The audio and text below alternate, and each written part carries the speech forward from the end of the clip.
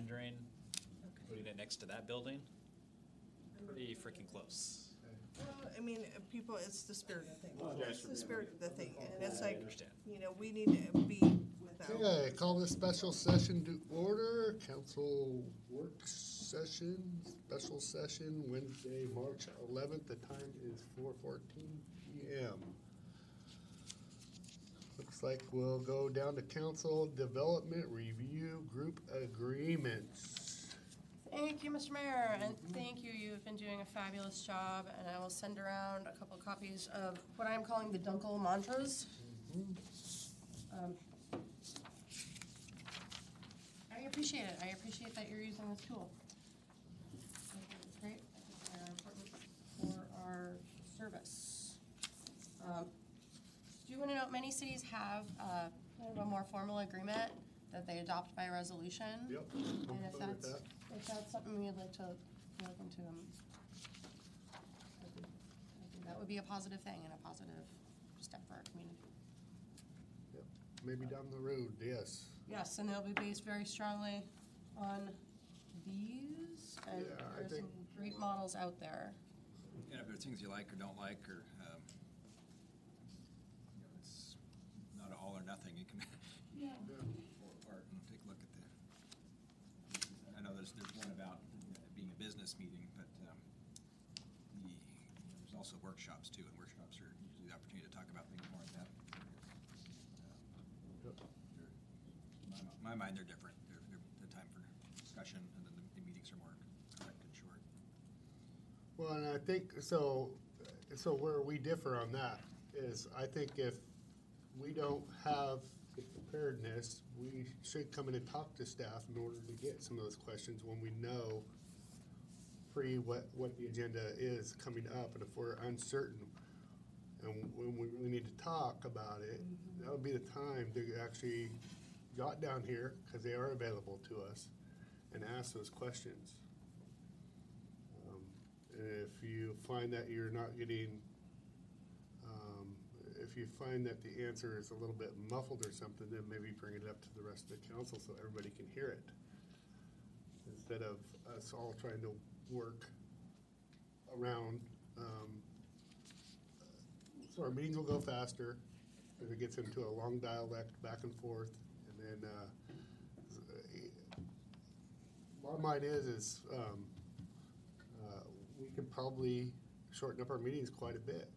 We could have we always have more stuff we can put on the agenda. I know that for a fact. We always do. And as a management team, as we come through this process of goal setting, you're going to see our reporting improve in quality and improve in usefulness. But John, would you disagree that we could load up that agenda more than what we do? Good, and then just about being efficient, and Yep. there's times when, we bring in a consultant to talk to the whole council, so they all hear the same, different. at Yeah, the same time kind of That thing. would be one of those exceptions, or an attorney, or something like that, absolutely, yes. But generally, the workshops, there's more dialogue between issues and talking about things, and pretty well figuring it out in the workshop and then kind of acting on it in the council meeting. And the fact that we do it the same day is kind of different for me. I mean, I've been in other organizations where we meet every week, and then it's workshop one week, take action the next week, and it's just kind of the cycle of you have some time to hear it, and then have a week to process it, and then take an action on it. Where here it's you hear it and are acting on it sometimes. And there's pros to that actually. You can move things along a little quicker than. Well, absolutely. If you can talk about it and then figure it out and then vote on it. Rather than kick it all down the the way, road. Yeah, whether things get moved out. I agree with that. Meetings. I totally agree that there's efficiencies to be had. I guess, yes, I guess, I mean, when staff is clear and precise that we don't need to beat it up into the ground, I think is what I think sometimes happens with even myself, is that I will continue to have that little back and forth. Clearly, there was some issues with the playground trips, that this kind of was a weird thing for example, my last meeting with Sue Nelson, and it was just like, it felt awkward and weird, and I could have diffused it very quickly, and I didn't. I kept going and going, and probably 2 or 3 more minutes than I should have. I should have just dealt with it differently. I don't know, I feel your frustration. So I know why you go there, but I think that's a symptom of the way we're doing it's not quite working. Yeah. Because you're getting frustrated, things aren't getting followed through on is why you're going, I want to be sure you understand. I want to make sure everyone in the room understands, and it's because things have been fall through the cracks, is why you get driven to that point, and that's sad. You know, when we feel like the council made a decision and it isn't acted upon, months later we find out it was never acted upon. Yes. So when stuff comes up, you get more animated. Well, what happens, from my point of view, is the council, not the staff, gets very, very, very long-winded. And we start talking about stuff that, you know, Yep. that is way off the topic. I've never seen that with the staff. The staff stays right on what they're asked, or when they report about anything, they're just right on. And we start talking about other things, and it just keeps going on and on and on. And then nothing. Then what happens is that we go sideways and we lose track, just like you're saying, of asking the staff that this should be an action priority and taking a vote on it and get on with the rest of it. We've So gotten that's a lot better at that, though. I think. Assigning We have gotten a lot responsibility and a better. timeline. It used to be bad, really bad. Well, and I think as we Really come through sideways. this process too, and it's clearly connected to the goal and the objective, there's gonna be timeline and measurement that comes with that. And I think it's gonna help us improve process, help us all improve the meeting too. Keeping it going along. And that's what I've been trying to do, and sometimes some of you guys feel like I'm coming after you, and I'm not. I'm just trying to move the meeting along sometimes, you know, in a fashion. And I'm not getting this from myself. You know, other mayors say, hey, you know, we keep flowing. Yes, we let our counselors speak, especially on visitor comments. They're like 3 minutes and don't respond. 3 minutes, not 5, 3 minutes and don't respond. We get into the weeds and it's really hard to. And the other thing is, use your staff. I mean, rely on us. You can always say, staff will follow up with you. Did you sign in? But I don't want to lose the transparency that we have with our citizens at the same time, because I think there is a little bit of that We can take people's, they sign in and leave their name and number and they can be followed up on. We don't not, answering stuff on the fly is how we get into trouble. Because we don't have the rest of the story. And there's always more to every situation, and we want to have the best answer.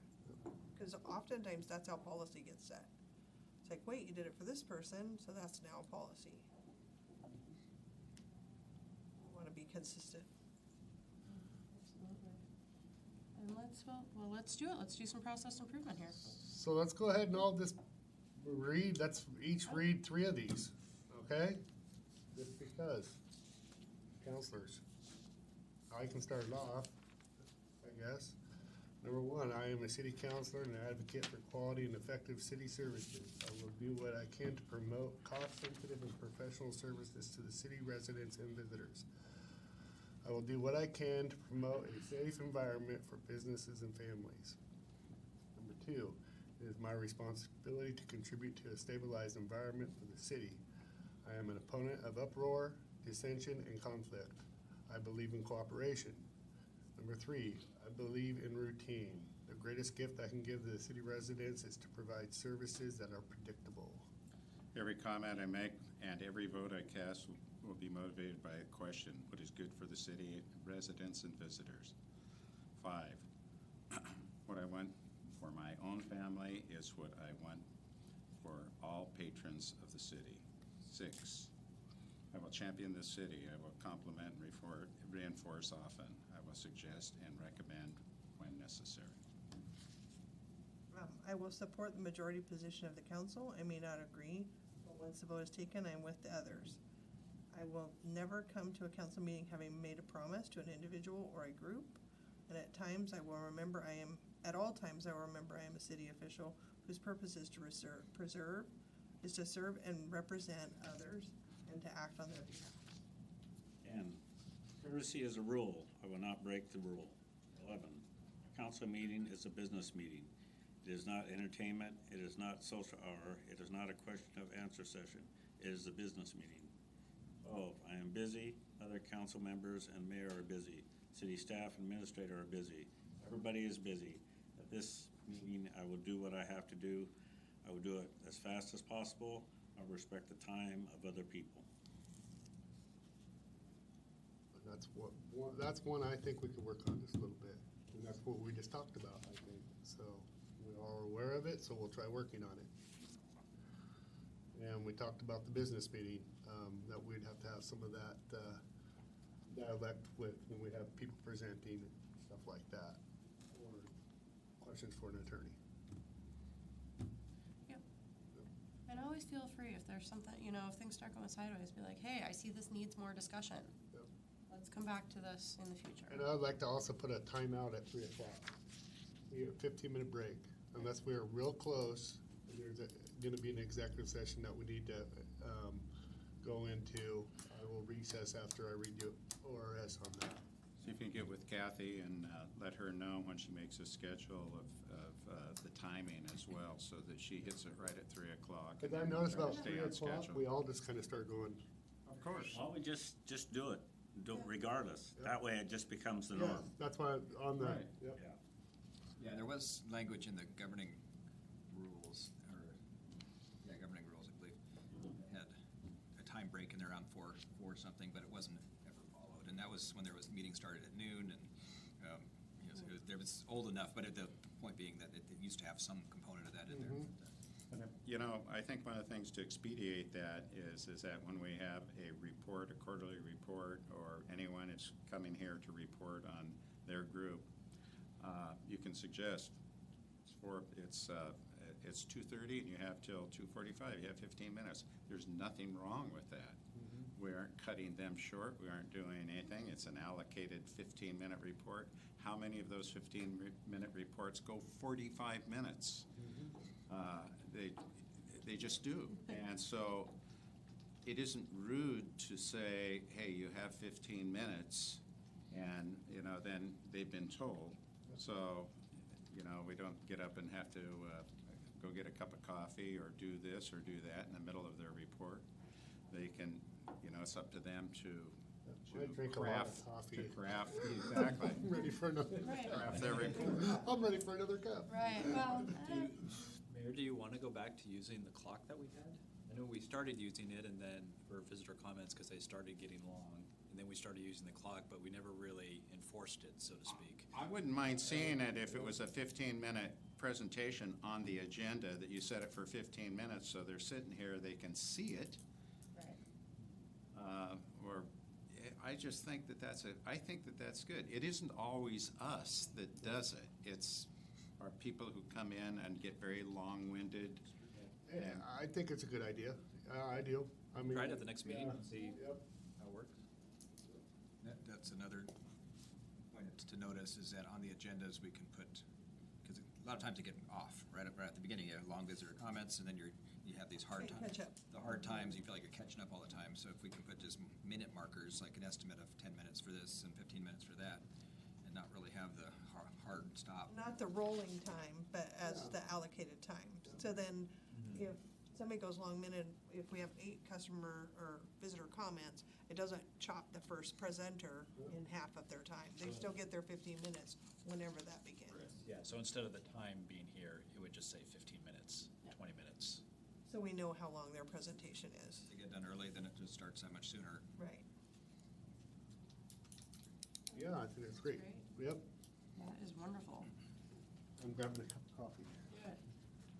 We're gonna go to the big wonky triangle, and some of these are just, there's a lot of research behind these, there's a lot of academics behind it. I know it's kind of tedious for folks who have been doing governance for a long time. But yes, the council role, right, that you're the guardians of the mission, our vision and values, and setting those long-term goals. You get into, council and staff kind of taking the lead around the objectives And more of this, the tactics and projects are definitely where the professional staff is implementing. That's why the strong evaluation is so important. This is where things, we can catch them if they're falling through the crack. It's where are you on this outcome? Where are you, where is the measurement?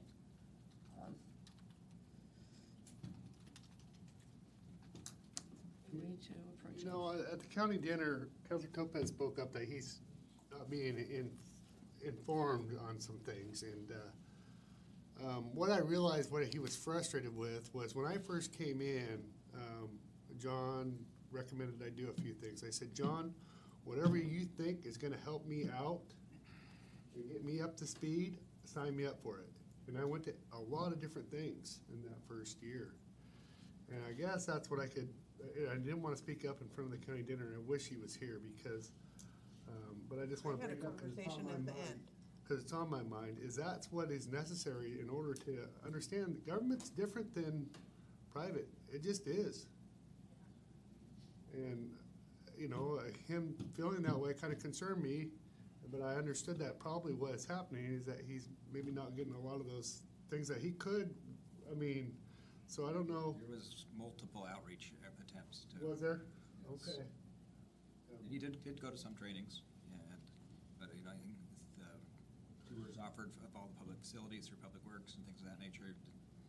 But I could clearly see that as part of his problem. What he was frustrated with was just the lack of training, really. I mean, Right. he probably wouldn't like that, you know, but that's what I could see, and not saying it in a bad way. I think that this is what happened to me when I started, is you feel like you're coming in at intermission in a 4-hour movie. Yeah.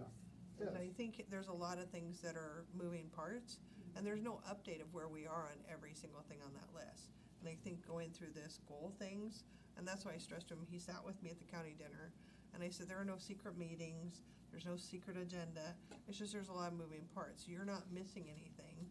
I'm not going to meetings and you're not there, so it's not happening. So there's no secret plot to do this. Yeah, You because know, and if you have questions, you have to ask those. that's the way he So I came just- across the rest of the officials there. Right, You know, like, right, and then hey, I'm I, not- you know, and I you guys aren't- kind of, and I don't know if this is an okay place to say this, I said, you know, I expressed to him that we have a difference of opinion on our community. I said, I see it as improving, having served 8 years on the council, I think we're moving in a good direction. So maybe we can talk more about how you measure that, about things the way they were 8 years ago and the way they are in the last 2 years. And he's like, oh, I never saw it that way. So sometimes it's your perspective. And I think he made the comment that the last meeting, he thought that was the best meeting he'd had in this room.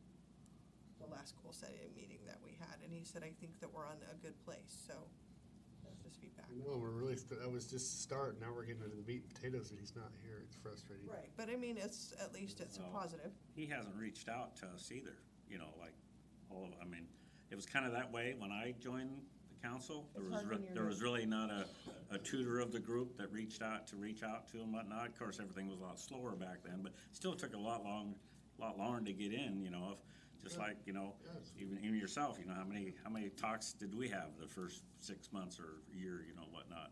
That helps when you got another counselor to tell you kind of the ins and outs and all that kind of stuff. Makes a big difference. I certainly reached out to him. Oh, I have too. I've told him, hey, Yeah. call me anytime. So, I mean, it's a process, and I think Knocked on his door. what Rachel's helping with, I think, is gonna go toward that. Yeah, so, I don't know how we can, what we can do to make sure that he is able to, I just wish he was here. I really Yeah. do. I And mean, you- this is kind of a big deal for, Getting on the same. He left Yeah. notes, though. He did provide notes. I let him, well, it was, I think our final agenda was like later yesterday. But he certainly reviewed the agenda and I walked through the presentation with him and I gave him a SWOT worksheet, which is completed. So that's gonna go into all. was it unexpected that it just popped up that he couldn't be here? Cause he never called me. I think it was, No, I think, a like, schedule originally we said it was gonna be that meeting or this meeting, and at the last meeting, we're like, we're gonna do both, Right. remember? I And think so you're right. I think he always did had say he this- had something I going think on, when you're right. you said this Wednesday or that Wednesday, and he said this Wednesday is best, Yeah. because he had a commitment today. Conflict, yeah. Yeah, I think you thought it was one or the other, and Did you get an email by chance about this meeting recently? No, Yeah. no, The agenda. Because see, what happened is I didn't get it on I this, didn't get a new reminder today. and I didn't get a reminder. There was and- no new reminder this week. And Keith called, thank you, Yeah, Keith, for fair. calling, I appreciate it. Fair, Yeah, I definitely Would've been have, in the same boat. there's been some fair. multiple scheduling stuff where I've been in the wrong Wednesdays. well, I guess what I'm saying is when a person says that he's not being up to speed and stuff, that it kinda, I mean, as being a representative for the voters that voted for me, I need to, especially when it comes to doing goal setting, which is big, Did you find it? big. I mean, I think the reality is that when you first get on the council, you're not up to speed. yeah. And it is a pretty good learning curve. Huge. Yeah, it's huge. It's a steep learning curve. Even when a year and a half is probably minimum to kind of get the processes down. Well, especially, with him, he comes from the East Coast, and you know how they do it in the East Coast is way different. They stand up and yell at each other, and it's kind of like, it's way different for him. Kind of a true story. Someone from the East Coast. But, well, I'm excited. Sorry to get you sideways. No, it's fine. I just thought of it and I wanted to say it because I wanted the rest of the council. I know me and Jenny heard it, but I don't think you were there. Yeah, he But the went rest of the- out of his way to wasn't come there. and sit Write with it me at down. the county dinner. So, I mean, I think that there's little efforts, and we just have to, be fertilizing those efforts to keep that relationship. Well, and coming to. My point is, we need good reminders. Yes. So, in that, as far as Steve goes, and you were talking about what meeting this afternoon? River meeting or something? Riverkeeper meeting, or what was it? That was yesterday. The Superfund meeting? Oh, I don't know. That was yesterday. Anytime, if you know of any meetings he's going to, I would like to know about it. I don't know about anybody else, but if any of us could just maybe go to a few of those meetings and just kind of see what he's doing, see who he's talking to. We need to know how much damage he's doing out there. And you need to, Have a different perspective, Right. And, yeah, we need to know what Are kind those of, Port of Portland meetings? pretty sure. I'm pretty sure. The Superfund, the cleanup. and this Well, will, that's right, it's special, They're not part of Portland, but they're, special committee. yeah. Yep. Community advisory group is what it is. are they usually in the evenings? Usually the evenings over in St. John's, or on St. John's Bridge. Oh, that, I went with you that one time. Okay, so they always have them there? It was canceled for today where we went virtual with The it. pandemic. yes. But, and hopefully as we come through this process, there is more cohesion, there is more, I don't think there's no intentional clouding of anything. I just want it to be super clear and super transparent. If you have questions, always, we share the same vision, we share the Well, same Rachel, I was mission. thrown back by it because that's the first time I had heard him ever say something like that. And I know it's not true, and it dawned on me, that he feels like the outsider because my phone's always with me. Yeah, I always return a phone call. And I've tried to talk to him and tell him how many great opportunities we have to move the city forward, and it's a neat time to be a counselor. yeah. So that was the first time I'd heard that, and that's why I spoke up on it. Because I wanted the rest of council to know that, Yeah. and staff to know that. It's hard to say. He may say those kind of things regardless of what we do. Right. Who knows? And Best effort. Well, and this is a critical part of moving forward together. and that's why I'm bringing it up. Yep. Yep. And this is, you as a body, all of you as a body, set our mission, our vision, the goals which we're working through, and set the policy for the city. We work together to define objectives, and it's really on the professional staff to develop those tactics and deliver and report. Council and staff are tasked with evaluating, and this is back to, staff developing tactics, delivering on those projects, and reporting. and having measurable outcomes. That coming back to the body to improve, to evaluate, and then it is on staff to improve. And tell you about it, and tell everyone about it, and be very proud of it. That is. So we talked a bit about the mission last meeting. And there it is again. And as we've been thinking through this and thinking through this as a management team, the mission can really reside in that first sentence. It's really quite succinct. By doing so, we will kind of gets more into the vision. This is what we want to be, who we want to be. We want to develop and preserve the highest quality of life. We want to provide that safe and healthy framework. This is, for you as a governing body, it sounds like vision language. I do not know your level of comfort with pulling these apart or keeping them together, but it's important to address the mission. Say that again. Pulling, Yeah, say that again. well, it's, if you'd like to look at them, pulled apart as a mission and then vision. Yeah, because I see that as, I see the current mission, and I see that in one sentence. Yeah. It's just obvious. Then it changes voice. And that voice goes into goals, as far as I'm concerned. Those are general goals that we want to meet. They're hangers. And I just see it that way.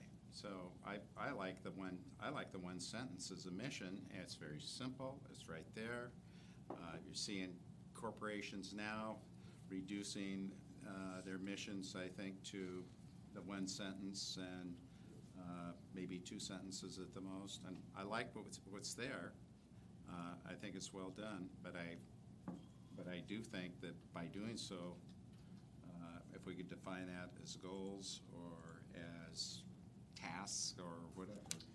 Yeah, and I think in the next slide, here we go, we kind of pull it apart further, right? And that's, I'm just going to flash back real quickly, because those bulleted points, this is how my brain works, they're easier to report on. We can tell you about, healthy environment, we can tell you about crime reduction, we can tell you about, our park acreage, that type of thing, and being able to share that. Again, this is more on the academic side, but here we go in a stepwise fashion. Let us go down. Mission is boss. Mission is always boss. That governs everything we do. That governs how we serve the city. And from there, some of this is squarely at the governance level. You're setting the vision, you're leading the vision, and then the goals, which we all create together, moving down into objectives, tactics, and projects delivered by professional staff. I just want to ask council, and looking at that, where do you think we are as far as the waterfront? Have we done any of those? Because I see where I think we're at, but I'm just asking the rest of council where they think they're at on the waterfront. We're at the objective. That's what I would definitely agree with. Exactly. Well, some of the fundings might hit the level of tactic. Yeah, we're starting to get into the tactics. You'll see this type of step outline in what we're going to show you in a little bit, but we wanted to at least visually show you what our process is for taking those steps. For getting there, and needing the strong leadership piece. Be super square, and we need to be able to really succinctly say that and live the mission. So it's nice to go to one sentence on the mission. Yeah, and I kind of see our vision as, I don't know, I still see the three, those three sentences about quality of life and health and environment as goals. And I just see our vision as create the best quality of life for our citizens we possibly can. I mean, something like that. That's our, what kind of vision do we all have? What can we agree on in one sentence? And then the goals start getting more precise. and defined. And then I just see that as working. I really like what you have up here. Can you go back to the mission, though? Yep, hang on, haha, So are hang on. are you suggesting we take out a bunch of that vision piece? Hold your thought. Well, no, No, that slide does it right there. not at all. We keep it. Yeah. Well, you had those bold letters, That was, That was, like quality of life and It's been environment. bolded. that's existing language. That's the existing one. Yeah, Oh, it is existing one, okay. yeah. so when was the existing one actually created?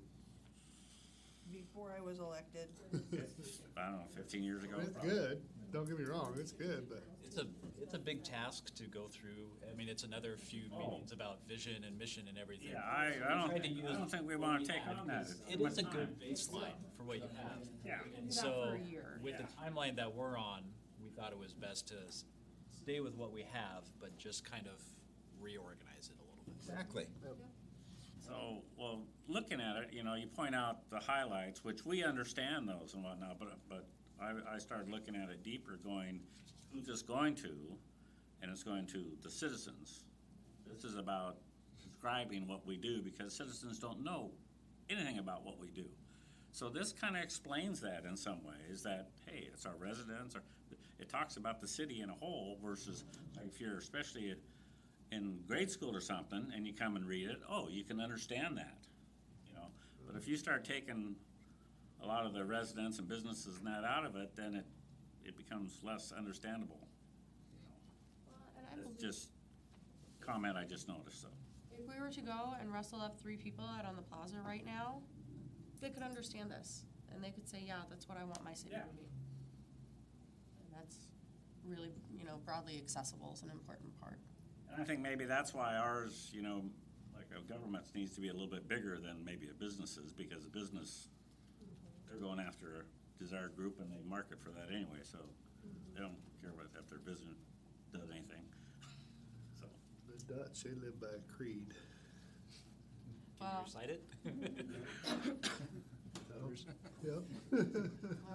And as we get into this, we'll be able to point back to each of these points with all of our activities.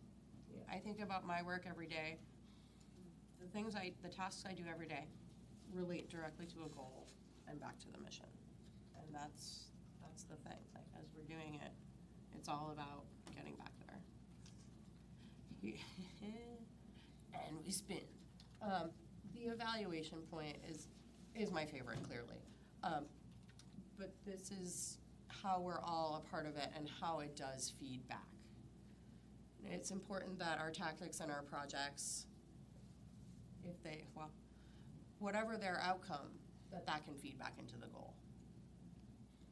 If you're doing something over and over and over and you're not getting the desired result, that comes here to this body with leadership, and we work to change it, to produce the desired result in service to the mission.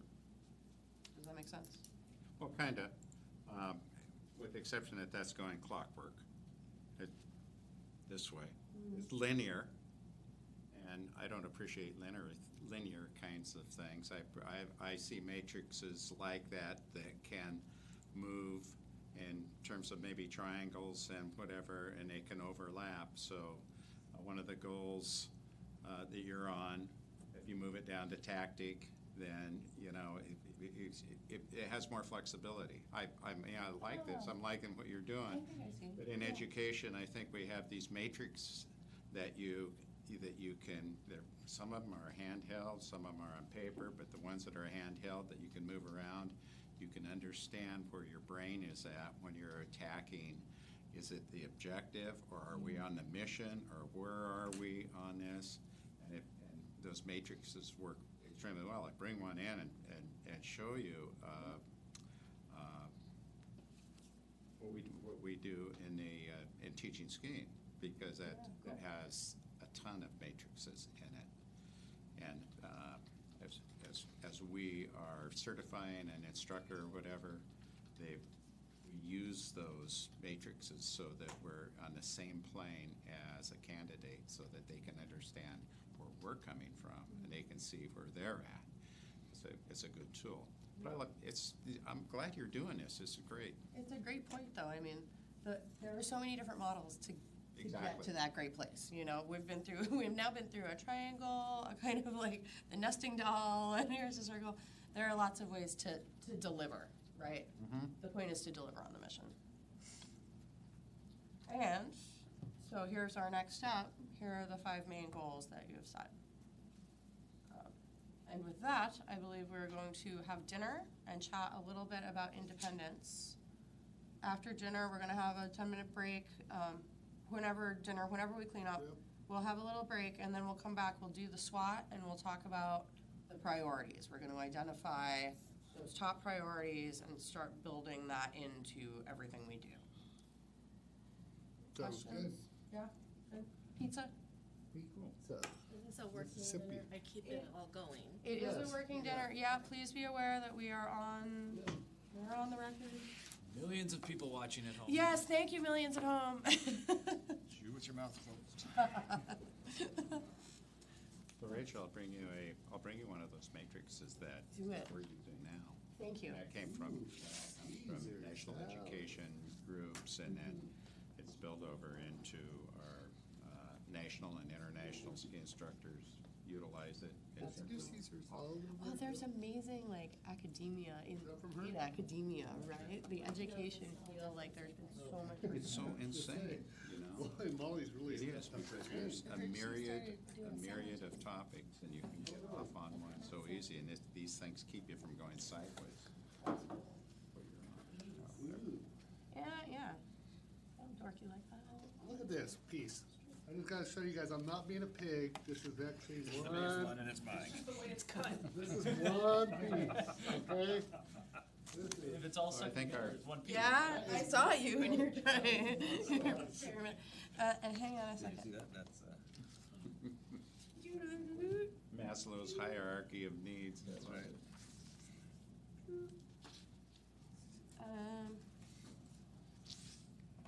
So now Molly's brother is Mississippi Pizza, is that right? Yep.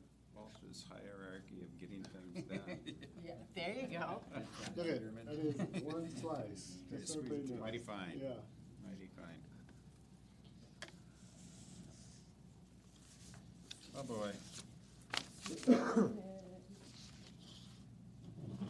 Nope, I need a fork.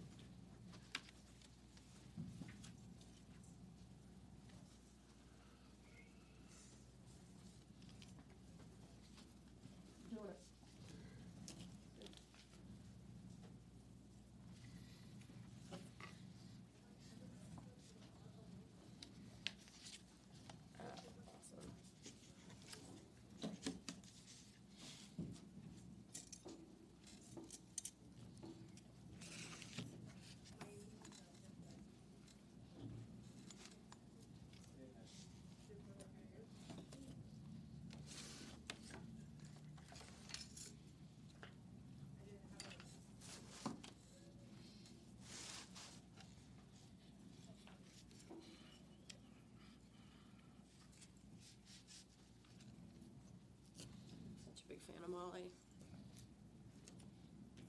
It's great changing the game down here, I tell ya.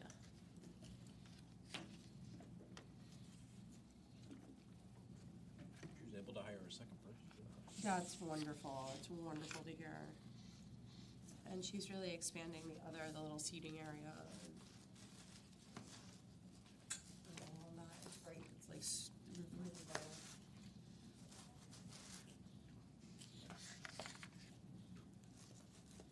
I'm just gonna spin through. This is the presentation. This is gonna be. Just from one here. comment, that lower piece, Yeah. that was city-owned, I believe, right? Mm-hmm. Over the hill, the lower piece, that, Yes, that Grass. They said that was in the flood zone, right? And it floods? Yeah. Why, so actually, I mean, it's a little different situation than we have here by looking at it, you know. They utilized part of that to bring some of it out of the floodplain. Remember they were saying that? Mm-hmm. They actually scooped some of it up. Built the road up? Yeah, the one higher path. The Yeah, road path. it's a little, yeah, well, and here's their site. And it's that, the strip along the river that I guess they took some material and graded the development area up above. And just turned it over to park. Said, hey, if it floods, there you go, you know, public space.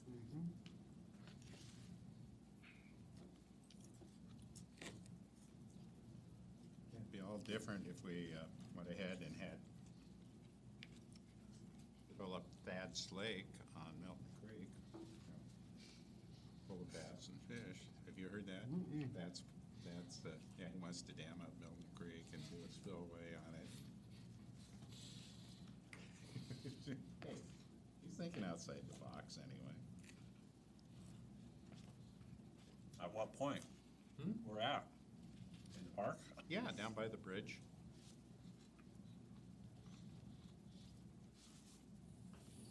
Come on, we're gonna have a swimming hole over there in the park? Sounds like it. You're zooming all the way down? I can't keep the kids out of the creek now, like, it's, Go over there and brainstorm sometimes. Always We thought, could make a, like a crawdad farm there. It is clean water. Well, semi-clean anyway. Yeah, I was gonna say. Just because Bergso's no longer there, it's still.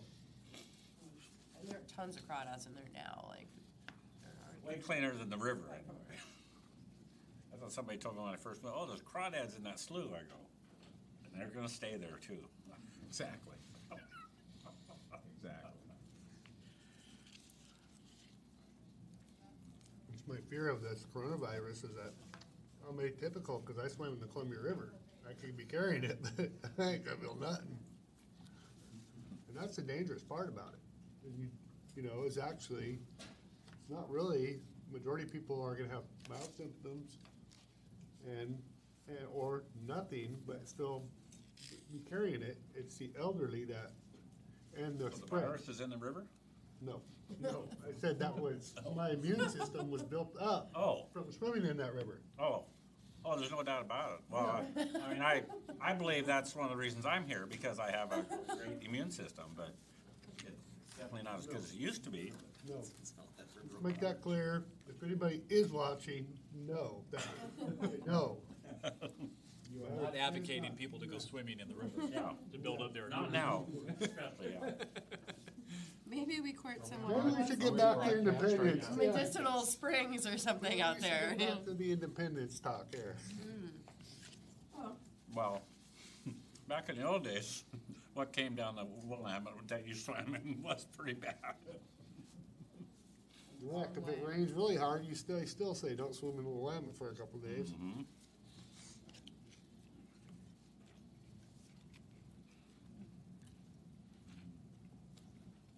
Here, I'm just gonna chime in. So they were able to, right, they were able to purchase the old concrete plant there. And they got doing some concepts, right? And then an early step was to get it market ready and ask the questions. And this is very much parallel to our process. All of this is so parallel. It's pretty They amazing. didn't make any sort of rooms, did they? Meeting rooms or anything? There wasn't anything there? The Sean person said that, that's not a destination, so our focus wasn't on that, like event space. Oh, and conference. The meeting space they do, they use this, that bottom floor of City Hall that we Right. have a relationship with the hotel for that. Makes sense. Big enough room to. Well, I mean, A little bit of a distance. I think one of our main things is probably for weddings and stuff, and I could see that place doing a little the same. Ours will be much different. My tour was with Mark, the manager of the hotel. Mhm. And he, once he realized I was mayor, he started telling me all about the vision of what he's bringing to St. Helens, what they're bringing to St. Helens. Matter of fact, I felt bad for the rest of the people because he just kept They're gonna keep that a secret? Is that a family secret or what? I just lucked out and got Mark, and he's one of Dwight's, Tokola's main guys for the hotel. So, he's the one who did the presentation here, him and Sandra. Right.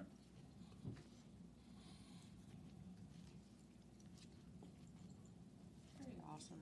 Well, what a great visit, what a great turnout. And like, all of those folks, 30 people in the room, all of the regulatory agencies, all of the Business Oregon with the funding, like, they were all there to help us succeed. And that's a great feeling. Really, we're really well supported in this, you know.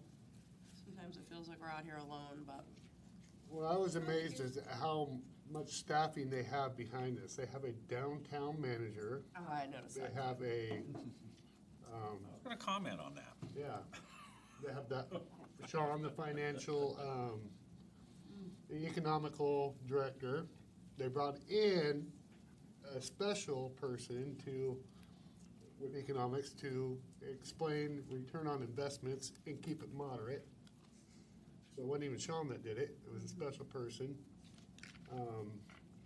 They also had to do the Public Works Special District loan Yeah, from Business Oregon. I'm wondering. So they had, they had a downtown manager, a regular manager, they had, Do we know how much Tokola has invested? Yeah. So here's the city's $4 million investment. And here's the private investment, $42.2 million.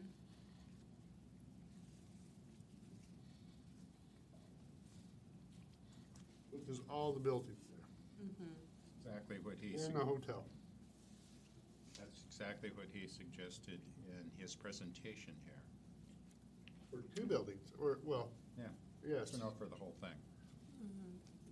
yes, which is 2 buildings. It's a wraparound and then the hotel. So the city gave them 45, that bottom piece, right? They have it all right there. Then What's there's that? private on the other side that they own, or I guess this is the Tokola project. The other side is still city-owned, but they had people pay full price for that top corner up there. Kathy, if you can, or Rachel, if you can hit up that top Yeah, the other corner side right of the there, street. they're actually building right now. This guy, yeah. Didn't want no breaks, said, "Oh, we love what you're doing here." So them coming in is bringing activity on those other parcels there, so. Right, and this is, this is an older slideshow that was more to the council 4 years ago to talk about this thing getting off the ground. There's a lot that's been happening. So what I'm saying is those 3 bottom lines, the city basically gave them, correct? I don't. I don't think they use that term.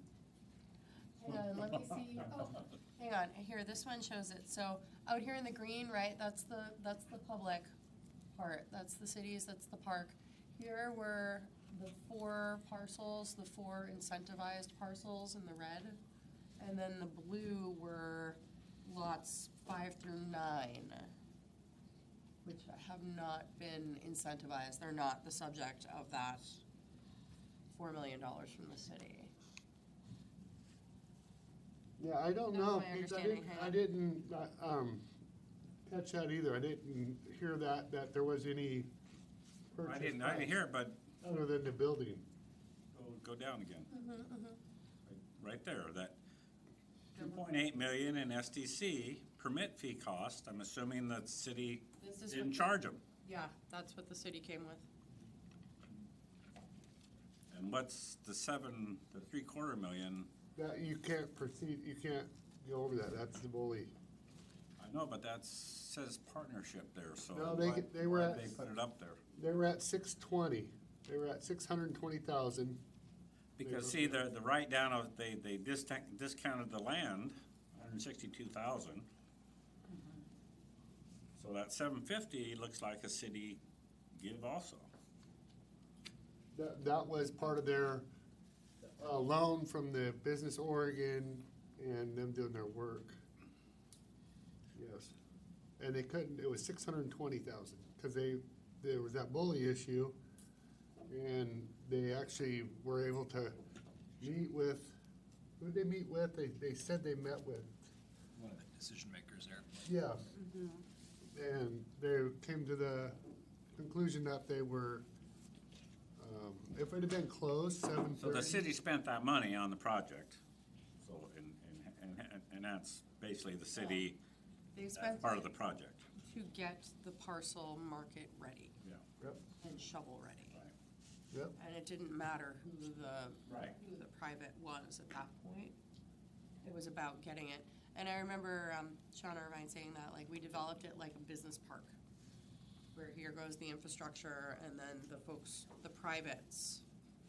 Yeah, I think That is now their, that 2.9 million is, I think, or the 5.3, or maybe that's actually together, but I think the 2.9 million is what they borrowed from Business Oregon. Because they had, I think sunken cost would be the purchase price, wouldn't it? I can't recall, I Or was don't it- either, I don't. So is the project partnership cost, the 2.9, it looks like that's paid back, no, at the very bottom? So And that's he- paid back to the city? Correct. Okay. okay, I see it. And here are the vehicles for paying the city back. So did they show the urban renewal district in boundaries by chance? Was it in its entirety, or was it all the new development area? You know, they didn't, but I can certainly, No, they talked So, about American- let's stay right here a minute, too, so you guys understand this, so they're in the urban renewal district, did they get a new property tax revenue? Yes, they did, Lodging and they got a tax lodging revenue. tax, and they got a lodging tax. Didn't they give up the lodging tax for a while? Yes. That was part of the arrangement. Retained a portion of it. Right, to pay back some of that, or just give them another piece, yeah. So that's part of 2.9 payback then to Tokala? So the urban renewal is obviously fairly large. They talked about a building that was blocks away that was left unfinished.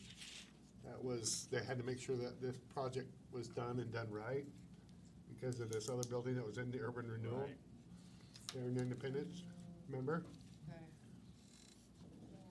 So, did they give Tokla all the land? How come it says that they I cut, think they there cut was the a- land by 165,000 or whatever, that shouldn't have paid for the land. The write-down. But it doesn't say what they actually paid for it, No, we can find if they paid anything. the land purchase price is the question. Yeah. I don't know why you would charge them for the land and then give them 2 million in SDC fees. Doesn't make any sense to me. Because the, give it a reason.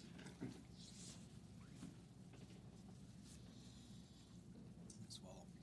And that has to do with the factors, the inputs on the $750,000 cap. SD land write-downs you can do that don't affect the 750,000.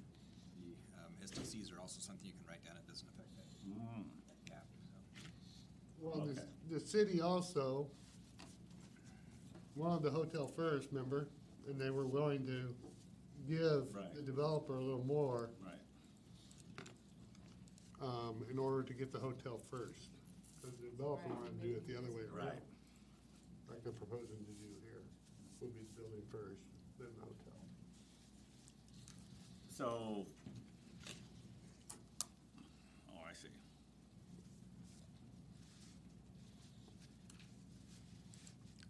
And they're gangbusters on that first one. It's all pretty much framed up, that biggest building. All the little ones are done. The hotel's done. They were going gangbusters on, was it that one or was it the first one down here? I think it was that one. Well, they had foundations in for all of them, so they're all. Yes, but they were already framing those Yeah, and working on down the line towards the hotel. That's what, when I was talking with Jeff, because he was the vice president of Tokala. And we stopped, chatted a bit about the clubhouse. Yeah, a little bit. That was the one that we were just beginning framing.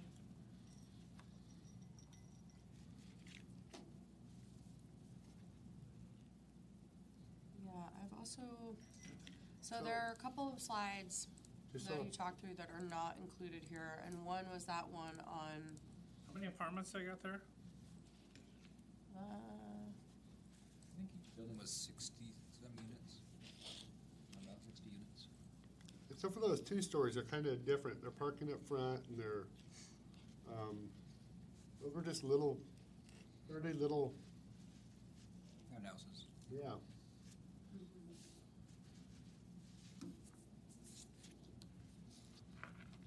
That'll be,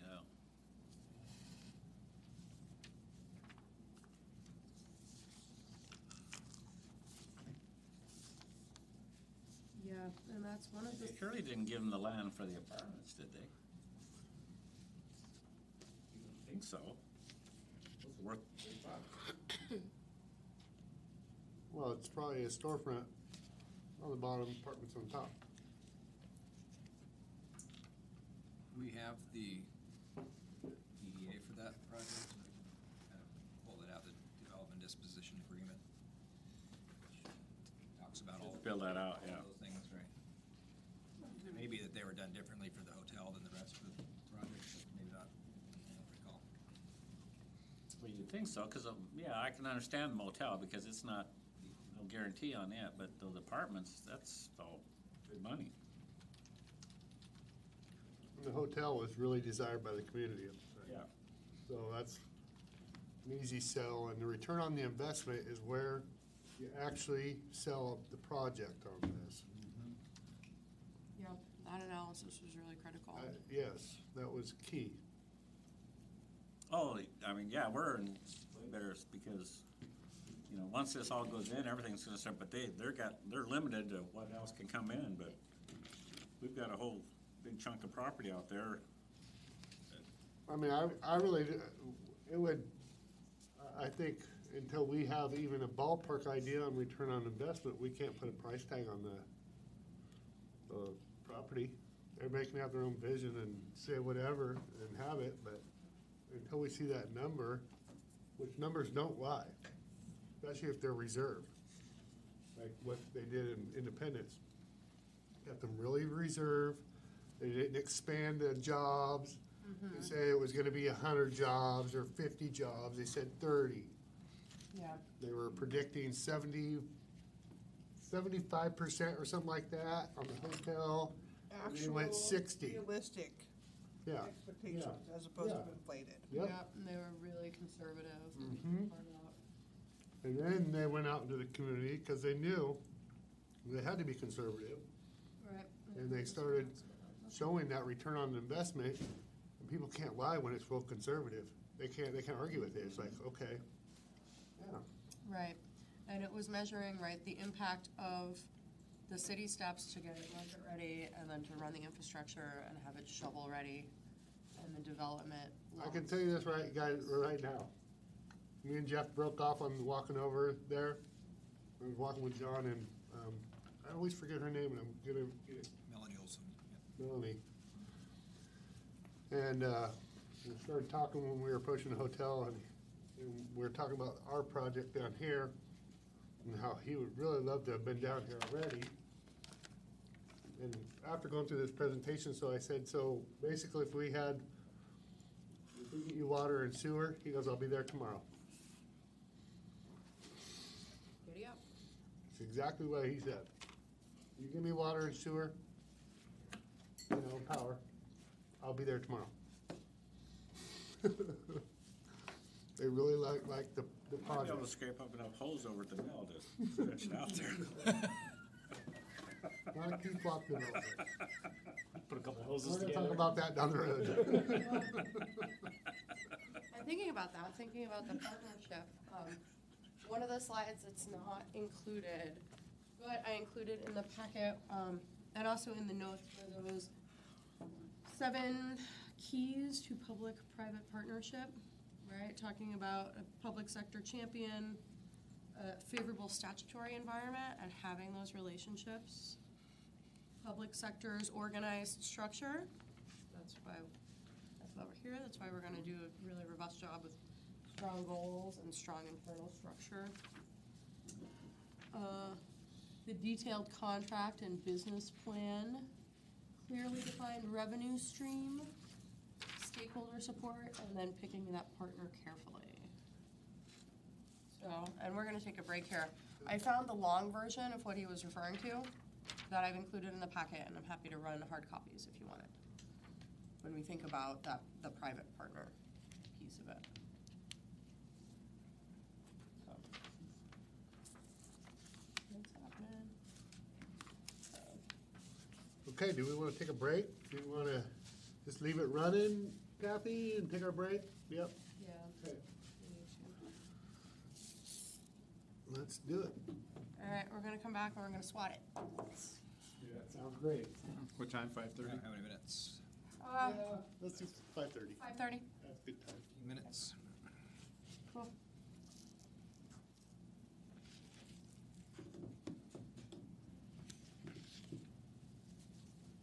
Wearing different shoes today.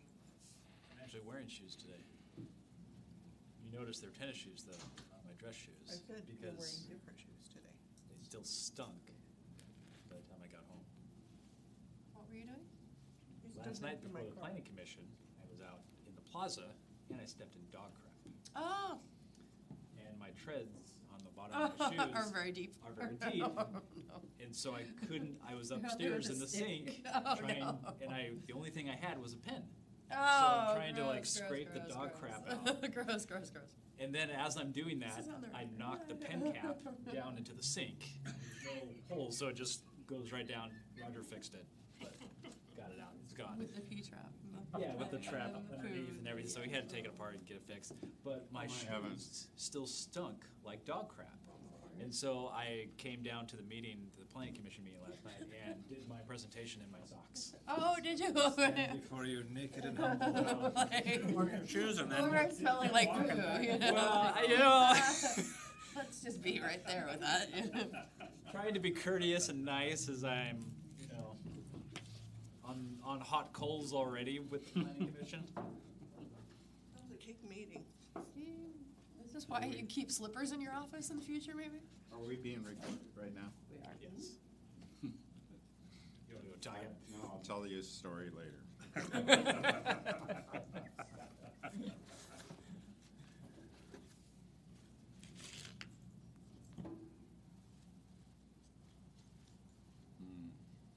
It was a memorable meeting.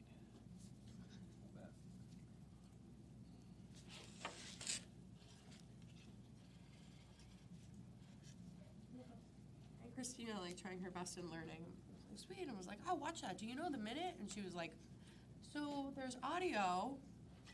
No, I can't help you with the minute. I was like, oh, no, you know, I was just going to clip. I think it was like Whatever. 14 minutes in when Jacob got a little rowdy. Mine was right at the beginning. But I stayed calm, collected for the most part. I'm glad people are paying attention. That's great, and that was. What's going on? What was the meeting about? I'll catch it on. At the last planning commission, Jennifer from the real estate office and some of the members of the Historic Society saw the windows that were put in the utility billing office and did not like them. And so they came to the planning commission and complained. And so the planning commission asked the project manager, which is me, to come in and talk about what we were actually doing, why we chose those windows, what was the process, why didn't it come to them before the windows were put in. So kind of had to explain myself of how we did miss coming to the planning commission and not getting their approval for the windows that we're taking in. And we tried to show them the vision of what it'll look like when it's done. But they were, I think, very focused on how it looks right now and were upset. So.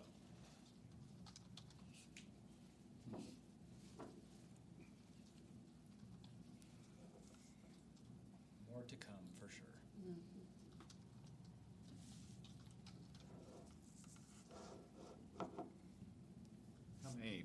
individuals are on that historic commission? It's the full planning commission now. Remember when we consolidated committees? It's the whole planning commission now. Oh, I see, okay.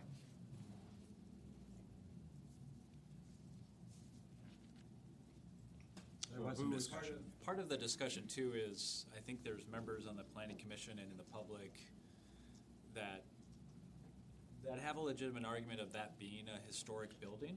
However, our technicality is that it's not listed on the historic preservation list. So It is a historic building. It is not a landmark. Landmark. Okay, sorry, I'm getting the terms. It is a historic building. It is in a historic district. Nobody disputes the age of the building. But there's a set of rules for landmarks and a set of rules for historic district. Because there hasn't been the staff time nor the will to add landmarks, Right. so that's the only reason why it's not on the landmark list. It's not on the landmark list because it's not important. It's because staff is building buildings and doing the rest of their jobs, so. So the report that we heard from Jacob is the landmark recently. Are the new landmarks that have been added? Right. So that is the issue, but the bigger issue is that as a city, we should be setting an example. There's that philosophy is that we should be the leader in the historic district, not doing the minimum required. And so I think that's a bigger conversation to have. Because we didn't break a law, we didn't violate anything, but did we do our best? And did we set a good example? And that's more conversation to have. And it was heated. So, I mean, there's strong emotions on both sides. Mhm.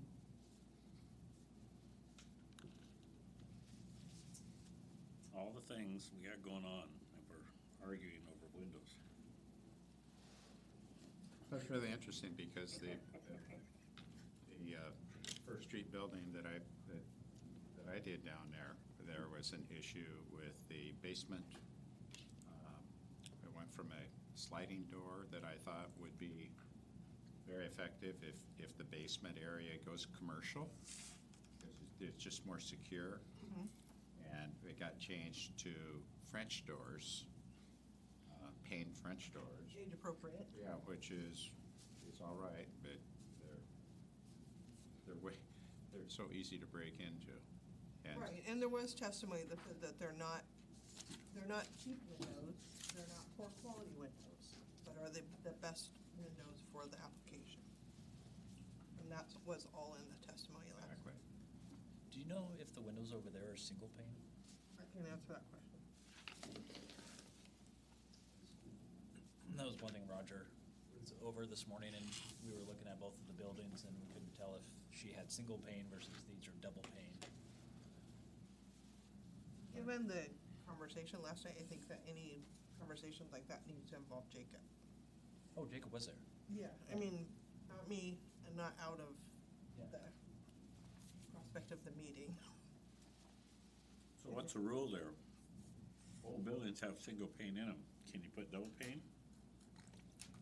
That was the question Roger was asking, because his opinion was that if you put single pane in that building, you might as well just not have an HVAC system or heating system, because it's not gonna do any good, But so. saying that it doesn't work isn't an excuse not to follow historic rules. I understand that. I think my argument was more of the planning commission and the historic landmarks commission has put these guidelines with no specifics for the purpose to be flexible. And if you're not going to be flexible and at least look at what the vision is for the future and have a discussion on that, I got really perturbed last night because they are so focused on what it looks like right now.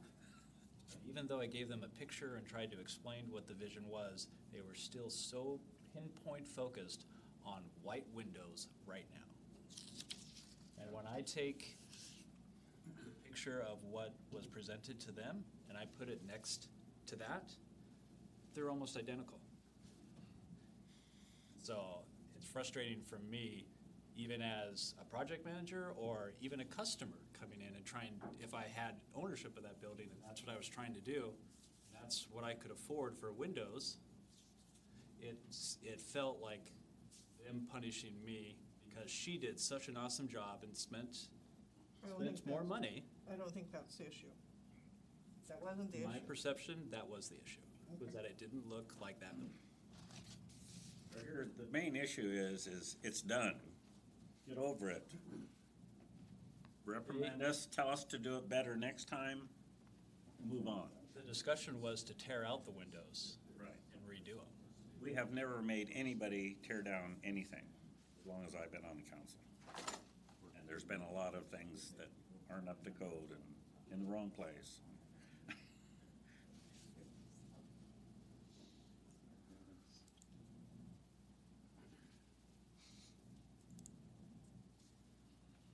So, yes, send them a letter. We'll It turned out promise to be, nice outside. we'll promise to be better next time. I'm not talking about it anymore. Jenny's trying to change the subject ever so slightly. Jenny, we want to fester on it.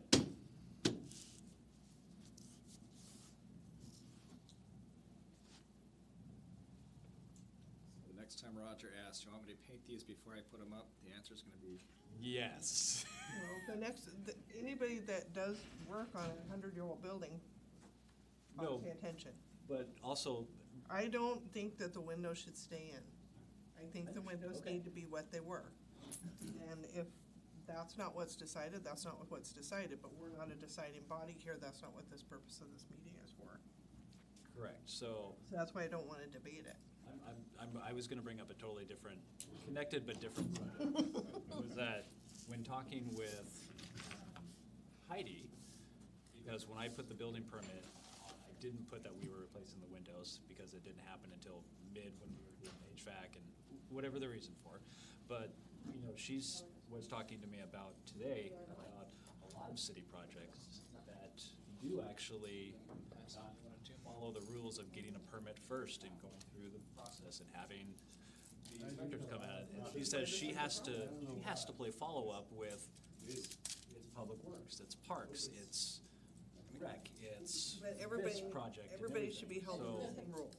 No, and I totally agree. So what we have Well, sometimes- is at the next sometimes department I'll come manager home from meeting, council meeting and making like- sure that department, no matter what project you're doing, you don't have a building permit posted and ready. Says what work you're doing, you're not doing any work. I mean, codes are changing and ordinances are changing, and that's the only way you're gonna keep from making mistakes, Well, is to follow the process. That's why our citizens follow the process. Correct, and it also starts with communication. If we're not, like I said, if we're not following the rules, We were able to go through we obviously need to be following the rules, which means we're not communicating with department heads and managers and staff. But to me, the headline for the conversation is the fact that the staff person running the meeting and the chair held a difficult conversation in check and didn't allow it to go into the ditch. Correct. So that was the good news, Yeah. is that people held people accountable and had a tough decision and did it professionally. Mhm. And that's kudos to Russ Hubbard and to Jacob Gratian for not letting a situation get out of control. Because it very easily could have. And I agree, we should follow the rules, absolutely. all right, Anna, where would you like to be? Are you ready? I'm ready. I'm ready. I got other places to go. Got a busy schedule. Over down? I didn't know if the I message get got to to be Dana you. White. If the message got to you guys, but the suicide prevention meeting was the exact same time as this meeting. I always feel bad because they are double what they were last year, so far this year. So that's just really sad, and I sent my regrets to Hope at CCMH and said, I'm very sorry, we had other commitments, couldn't make it, but the city definitely, supports the cause and their lives. Oh, the You know, colors. anywhere, when I start to read some of the county commissioners, For each voter city pamphlet. you want me to just do block? Let's try, what they stand for. Oh, try one page, Nobody. no, try one Nobody page. mentions Oh, yeah, and there may be kids. more. And then, I don't One know, person, Randy. Which topic are we doing? Wow.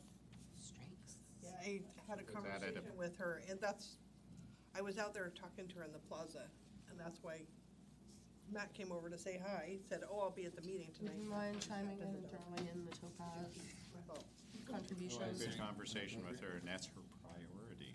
But everyone else is It thinking, doesn't matter. you know, the economic kinds of things, priority. whole future.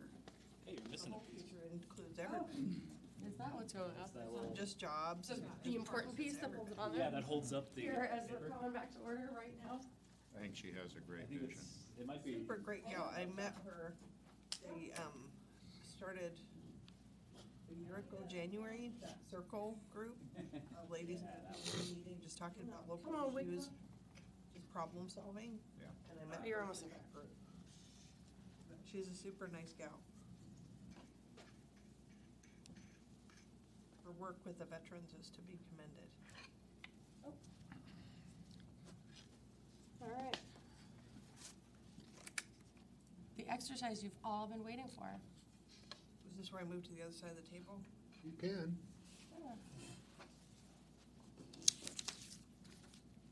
We just thought, rather than having my back to the screen. It is up there. They're It's just gonna hard. write on their He's gonna be tablets. riding. And it's gonna They're be, writing on their tablets. Oh, okay, right. it's gonna write and then we'll stick it wherever we can. Matt's gonna be riding. Matt's the, So Matt, we need one of those new digitizer boards you can write on and then it transfer it over to the computer. Yeah, I see how much Cat uses theirs. Maybe we can borrow it from them. do they use Well, it? they're not very high tech though, of course, we're, you know, They don't really. you definitely need to have a technician on staff to teach everybody how to use it, yeah. All right, so, I know many of you have been through this exercise many times. It is useful for so many reasons, but particularly getting all voices, you know, be really succinct with what you think of each of these. We're gonna talk about the city as we see it right now, citywide, our strengths, weakness, opportunities, threats. Just participated in one of these recently. We'll do the exercise, and then I have the dots prepared, and we'll move about and put your priorities up there. And then we'll do a little bit of synthesizing and debrief. Okay. Strengths. Sense of community.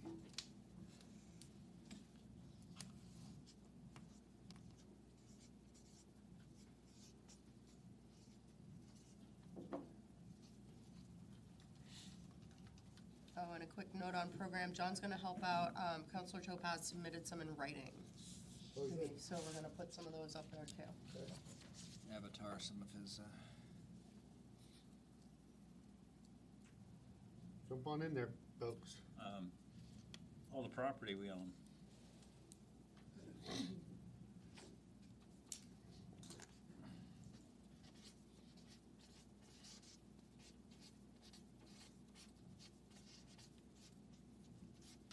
Location.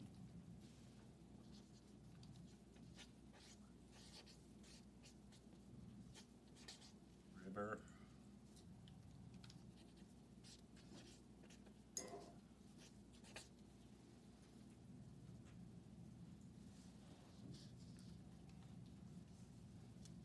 Watershed. Property.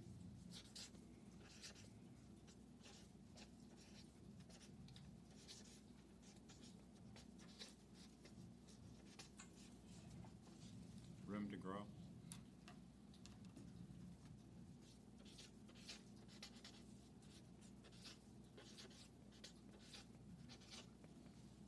I think that one's big right there, Doug. I really do, because when we had them do our analysis, what was that called, where they? Huh? Housing needs, yeah, our housing needs analysis, that we had a really good mix of everything. Industrial to high density to, a really good mix.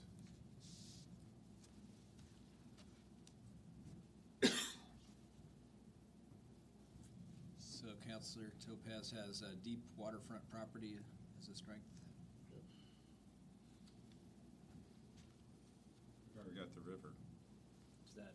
Yeah, I don't know if some of these are captured, maybe captured. I don't know if when to chime in to see. River slash opportunity or something. Deep water, maybe? Yeah. It's not real deep water, though. I mean, we can only take like medium. But it's considered a deep water port. I know what he's saying. It's not a beach. So railroad connections is another one. Strength. Probably could show up under weaknesses also. Yes, they can, yeah.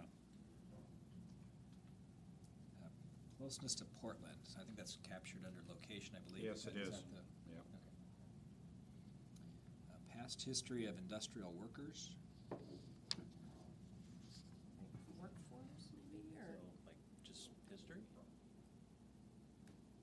Workforce, I believe.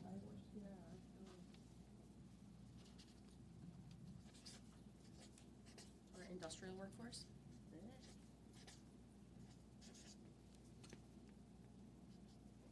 But just assets. That covers a lot, but.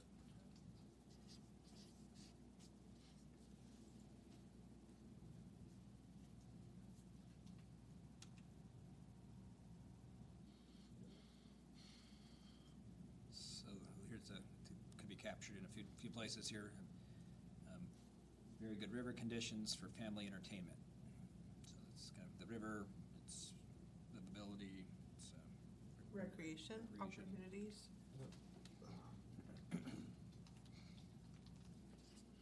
Because you can part them out, but there's all kinds of different things. A view. I mean, I mean, there's. we have a view to die for.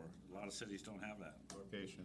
Yeah, it goes under location, yeah, but that's, look, I was thinking of being 30 miles from Portland as part of the location.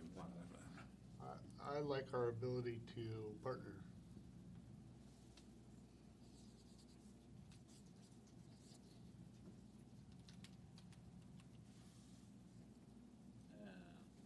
Partnerships, just put partnerships.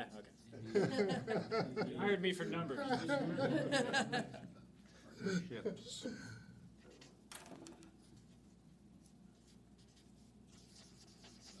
last one here is a good library, rec center, and school coordination on multiple projects. I think I think Cultural engagement. community coordination and Some- intra. Yeah, some of that's partnership, some of that's coordination, some of those are cultural assets. Any other final strengths? I think we have a lot of good service organizations out there that. Service groups. Is CAT under a service group, or where do they lie? Nonprofit. Yeah. I know, but Yeah, I they're still a guess service group, I mean, guess. they would, yeah. Yeah. Yeah, I mean, they do. Provide services. Yeah. We have a service group / NP, nonprofit. Does that make sense to folks?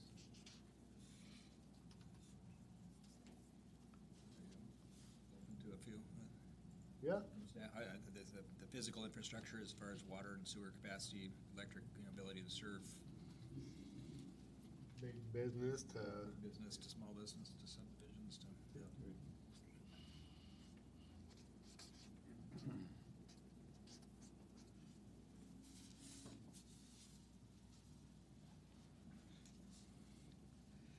you know, I think one partnership that we could work on would be with, and I know it's brought up, that the PUD, and maybe they'd be represented in the county and stuff, because that's part of enticing business, is to be able to work out some type of agreement on a, if I'm using a lot of power. Yeah, your PUD rates are less than PGE. Yeah, yep. Mhm. It's the reason Forest Grove has their own light and power district, so. Exactly.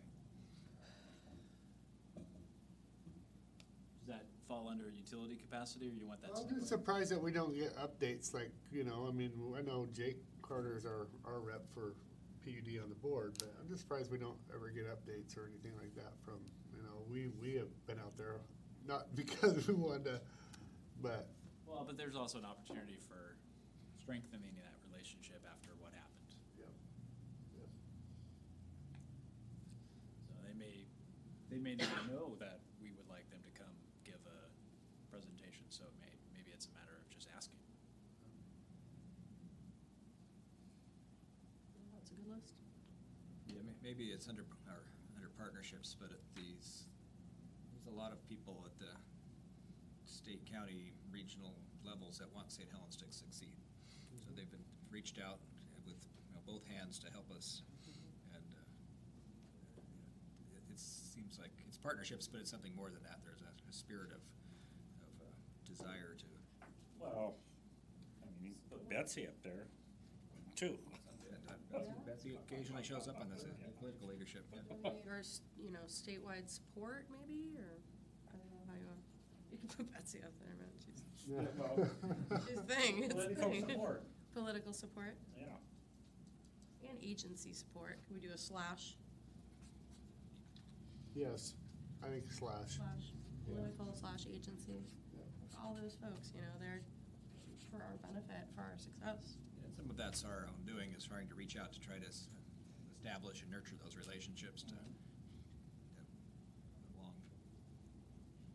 Our funding partners have been fantastic, and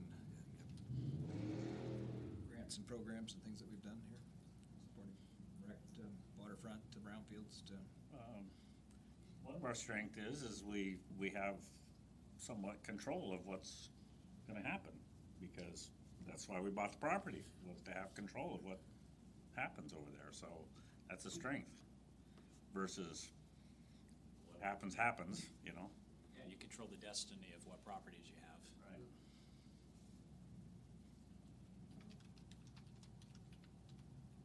I think just all the functions that we have around. I mean, with tourism, I think is a big one. She kind of branches out, and a little bit of everything, but I think that is definitely a strength. So we cannot underestimate that. I know that we sometimes get some flack from our citizens, but boy, most of the businesses benefit from that. Molly's wouldn't be here, the real estate Huge. wouldn't be here, Yep. and the pub may not be here. Well, that's a good list, we'll keep going, and we can always,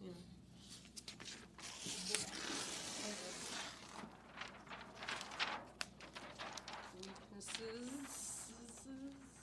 Take a break since we're on that. Do we have a plan for the building over there and everything inside of it? So that it looks nice when you walk past it?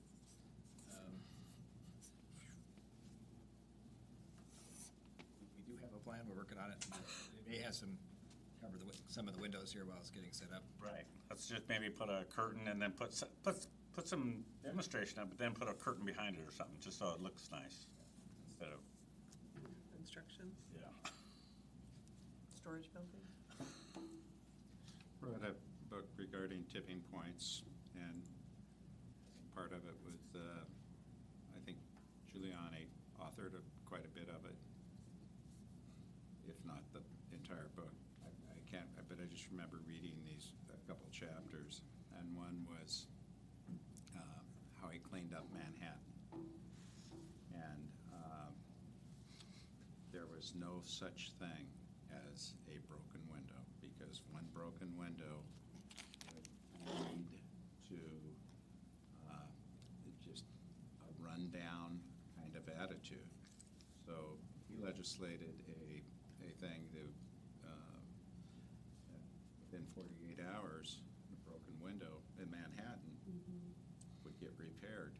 And it started to change everything and build pride. I think the city does have pride. I just think that we need more leadership in stepping forward to build that pride. So I don't see that as, I don't know if I see that as a weakness. I see it more as a need. That's an opportunity. Yeah, an opportunity. But is cleanliness, Pardon me? is cleanliness a weakness? Like appearance. Just the appearance of the city? And you talked about some of the rundowns. Yes.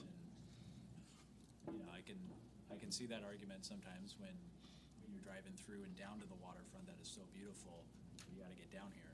And there are some areas that are a little better than others. But I don't know if you consider that a weakness. He said yes. Write it down. Weaknesses, Ginny? Budget?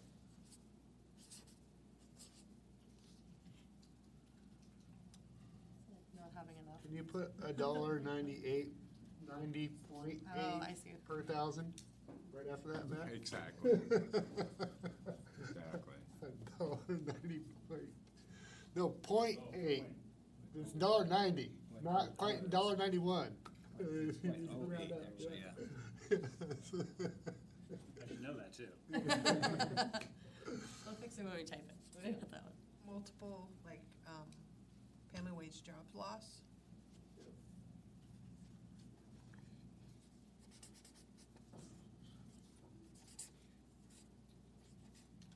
Limited public transportation.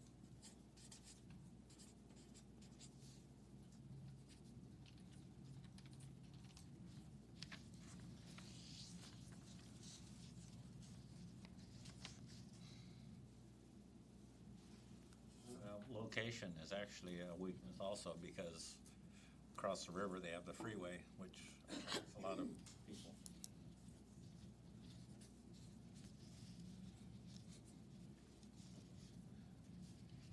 Well, the railroad track divides the city.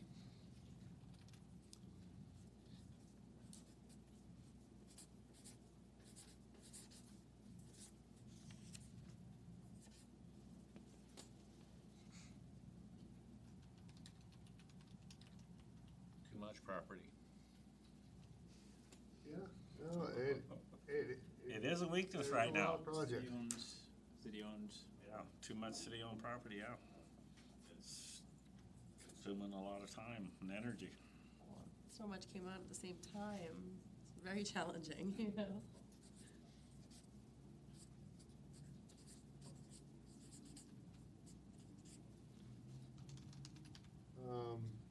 Building department.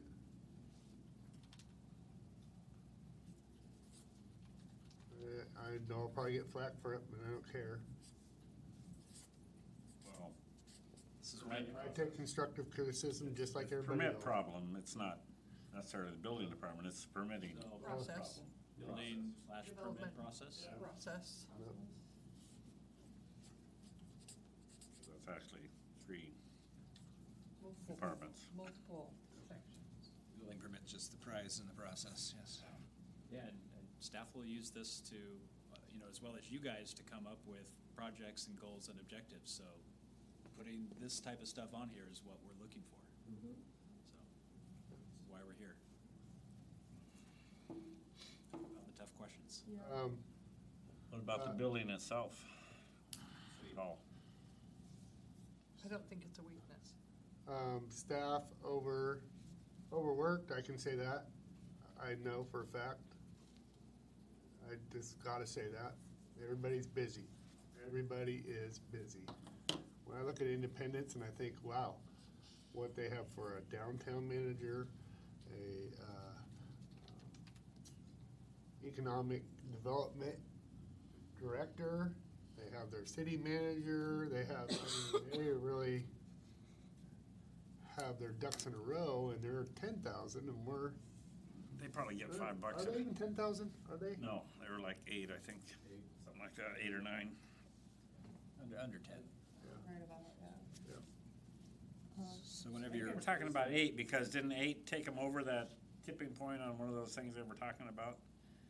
But they let them be under anyway, for some reason, anyway. So on the overworked staff, is it the individual staff? Is it the organization of how? Organization. Organizational Efficiency. Yes. Efficiencies of. Yes. I just made a note to get the Independence org chart and share that and see how they're organized. I bet they get $5 on tax thing. they do, yeah. We didn't have a mill, I don't believe, in They had a mill, it was a long, long time 1990s ago. ago, yeah. Yeah. The mill went before that happened, yeah. So a lot of that overworked staff is because we're deficient in staff members. We just are. We don't have the numbers, just like the mayor was saying, I think. And because of that, then people have to pick up the pieces for other departments. So one person starts to do a multitude of kinds of activities, it's really hard to focus. And in some senses, that affects the efficiency. And I know your guys' job, and I get it, but could you put on that overworked staff just to look at levels of '07? I wanna know where we were at levels in each department. I wanna know how many people were employed and versus now. I don't wanna know numbers, I wanna know employees. FTEs. Yep. John Ellis used to And give because us we've that. got I have that in the more- budget document that I keep track of. It goes back to 2008 or 9 right now. John But Ellis I used to have- pull an old I one, have it so gone. we'd have it for reference. I can go easily back and put that information for as far back as you want. So I can easily put that together. I think '07 because we're kind of similar to that, but I'm not, I wanted to see how much deficient we are because we're bigger now than we ever have been and growing pretty fast. Right, and on that note too, it's also good to look at other organization charts like Independence or other things, because I think of where I've been at, you know, just in my past one with Forest Grove, we have 2 planners, we had 2 building people, Yep. and it's 25,000 people and growing. Yeah. So what are we doing differently? And that goes in all departments.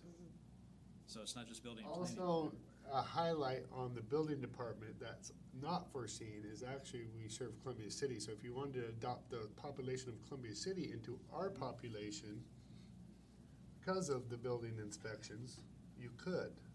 And then see how many inspectors that population, cities that size, have.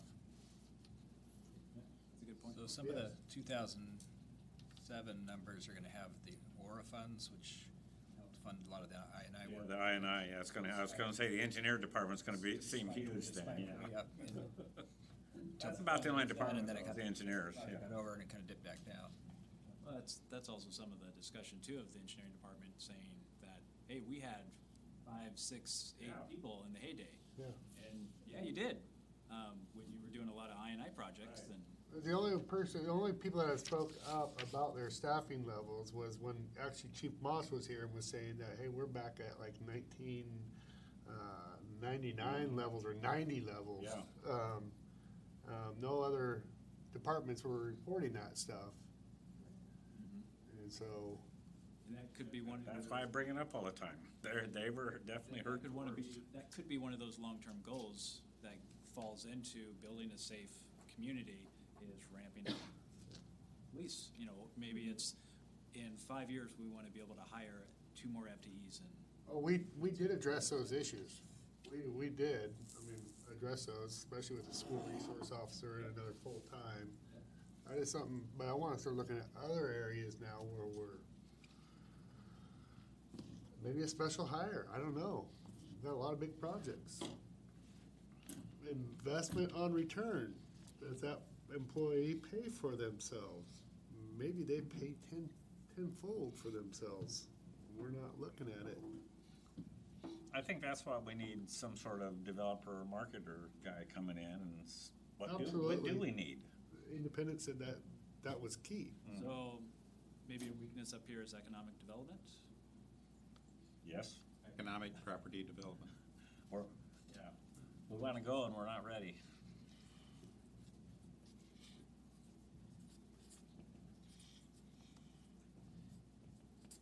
Topaz got down there. Whenever you wanna hear Councilor Topaz's, I'm sure it's We need it's a lot longer list than strings. Yeah, I'll yeah. give you that, so. I'm sure you're gonna turn the page, Matt. Wanted to start a new sheet. I'll start to write a little smaller. I truly wish he was here. Yeah. It's frustrating for me. It He did, at least he did participate. That's good. That's good. says the staff does not accurately or completely communicate with all council messages. Staff is not technically qualified on many subjects. Not all suggestions are listened to, eliminated out of hand before completely delivered. Community does not trust council or staff. Permit costs kill projects before they start.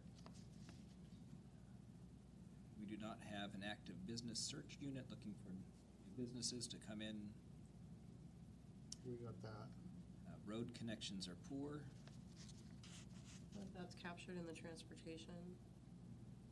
You wanna put road in there specifically, like call out road? So the first four we could highlight as, Communication, Communication. yeah, communication, trust, message. communication, trust.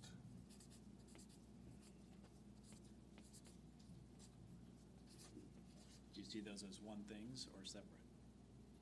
Because he went on down the line, and it sounded like there was a lot There's of more. I'm only- distrust in there that he's seen, or he feels, actually. That's what he feels, so, I can read them again if you like, but. yeah.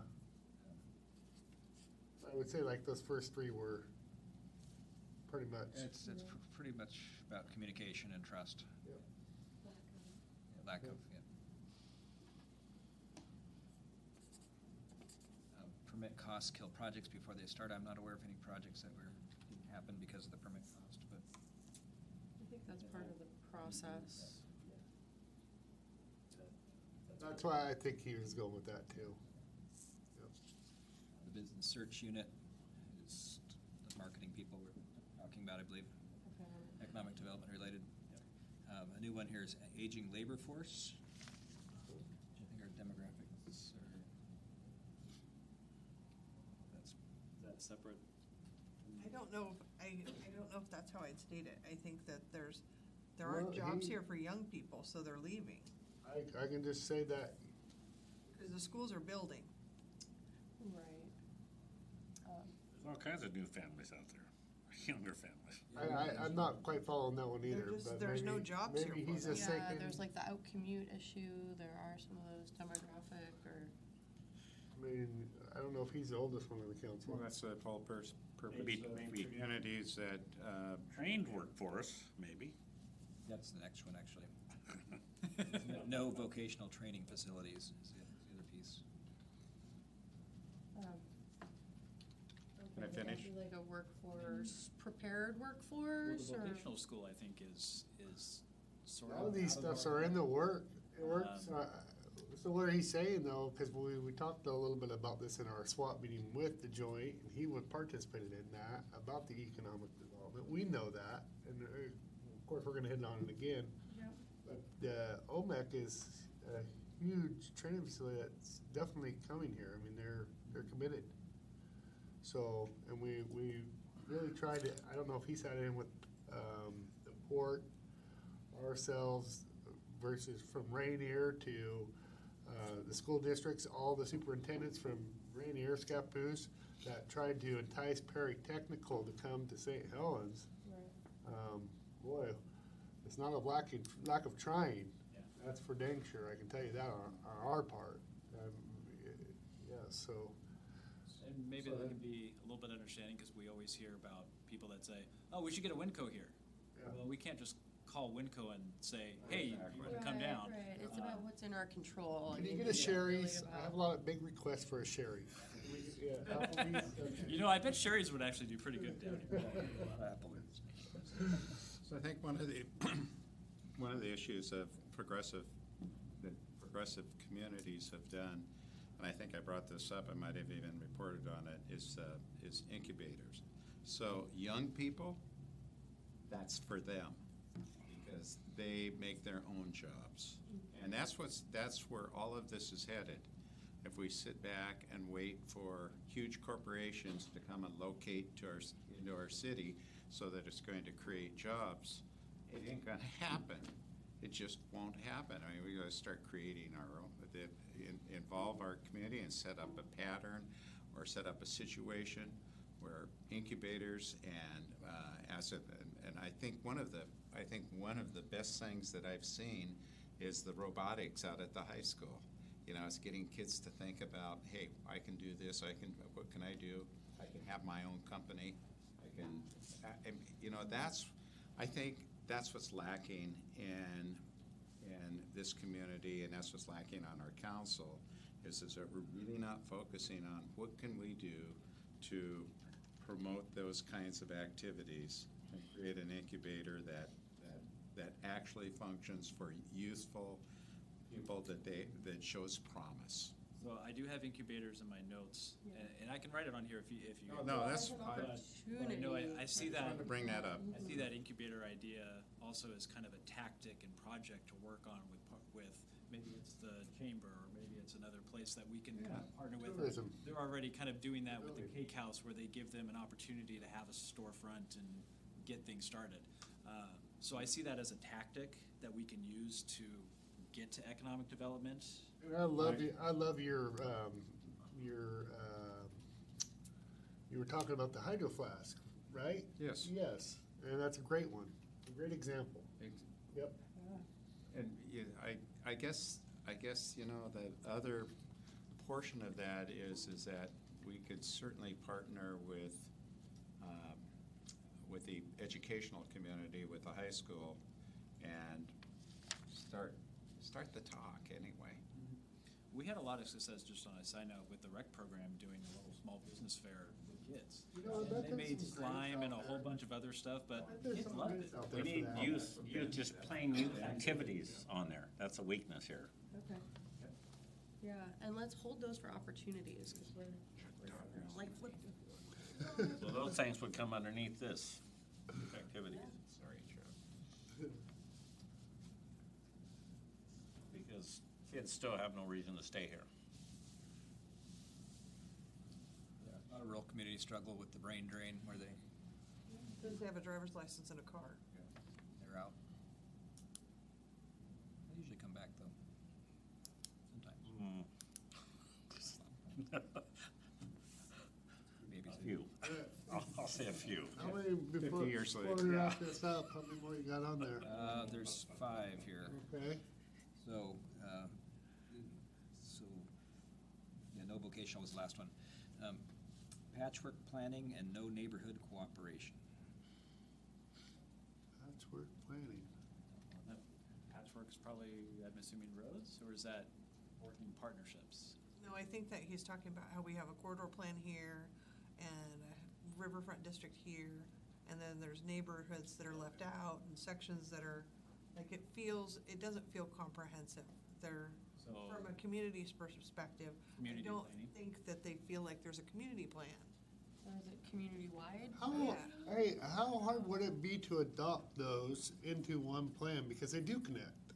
But I think I'm people just are, thinking about it. people are talking about Comprehensive kind of. more Yes. comprehensive plan about inviting, like, what kind of businesses are we trying to get here? If the city's open to stuff, advertising for whatever type of services we want to add to our community, to the citizens, they don't No, know we're correct. interested in anything. I know you're right, because he talked about that in our Right, last he goal feels like setting. he goes, so where does it end and where does it begin? Yeah. It's like it shouldn't have a beginning and an end. Well, It should have a community. Well, Keith can reflect on that a bit, because when I ran on establishing neighborhood associations. Remember that? Yeah,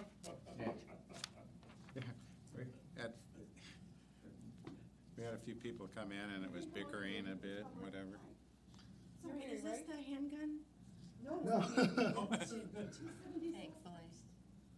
270 270 fell first. You know what, I did see something on that. I'm trying to think of where it was. First, it's probably legal aid. Oh, yeah. Sounds like legal aid, yeah. So come out, hang a left, go past the gray building and right, there's a little alleyway in between. It's that first. Yep. Yeah, just around the corner, yeah. We have some pizza here if you care. So, reflecting back on that, remember we had the business groups, we had the downtown merchants, we had the Holton group. We had a few groups around that did kind of start to have that sense.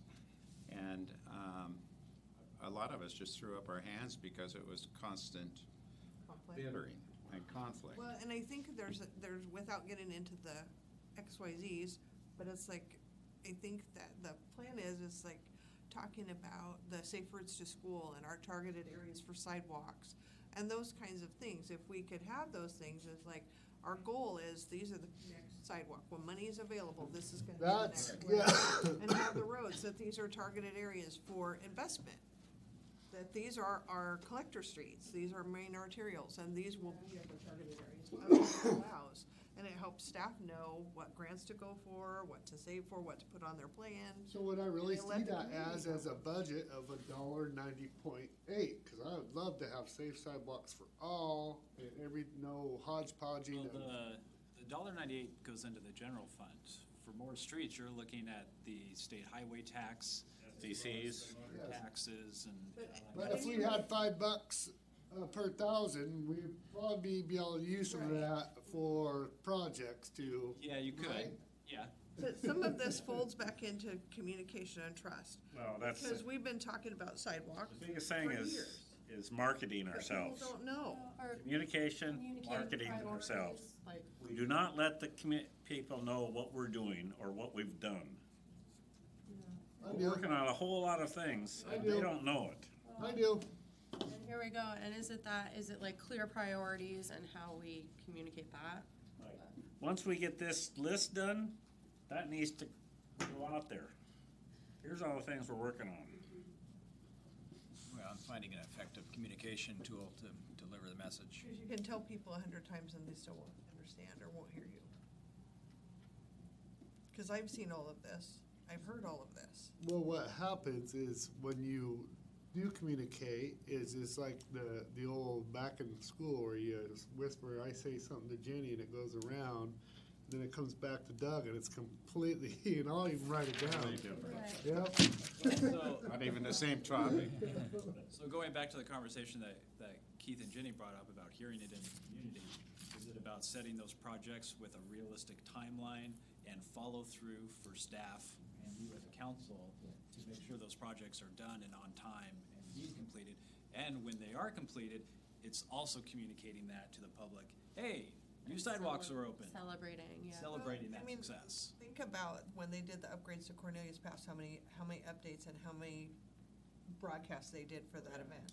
When we're doing serious stuff, like changing the traffic flow in front of the high school for a year, I mean, even though it's not a city project, Right. it's perceived in the community as a city project. Yeah.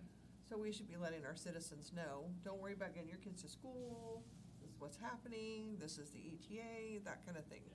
People should be knowing those kind of things, could affect their everyday life. So I'll put a big start next to Yeah, and you're gonna have the opportunity to prioritize these as well. Yep. Other, Yeah, what else Did you he have got? more stuff on his list? Yep, keep going on his list. Yes. I'm guessing it's not having a standard definition of a family wage job. Industrial level, not service level. Parentheses. We already have that family wage job loss. Not accepting outsiders. Okay. giggling back there.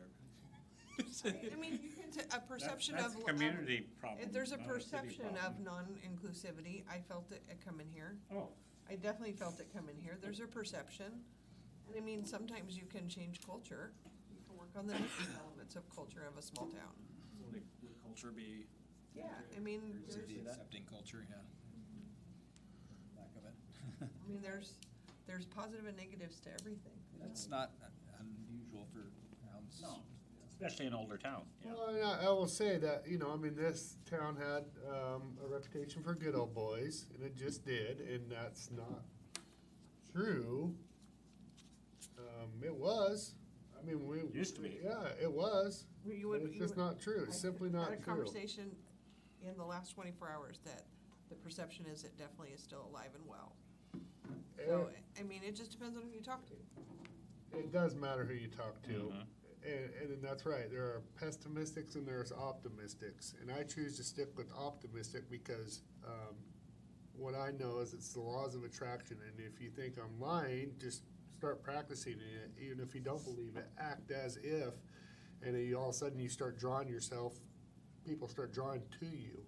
It's called the laws of attraction. All are welcome in this community. All are, we read today, I absolutely believe in my heart 100% that everybody deserves the opportunity at the American dream, and it still is alive and well. But you know, Government only plays a very small role in that. I think if government plays too much of a role in that, you lose the dream. That's just me, because I think that takes on a whole little bit of socialism there, more than needs to be. Government is necessary, there's no doubt about it. But that's just my belief, and that's why it's laws of attraction. Even if you don't believe it, act as if, and pretty soon you'll start to believe it.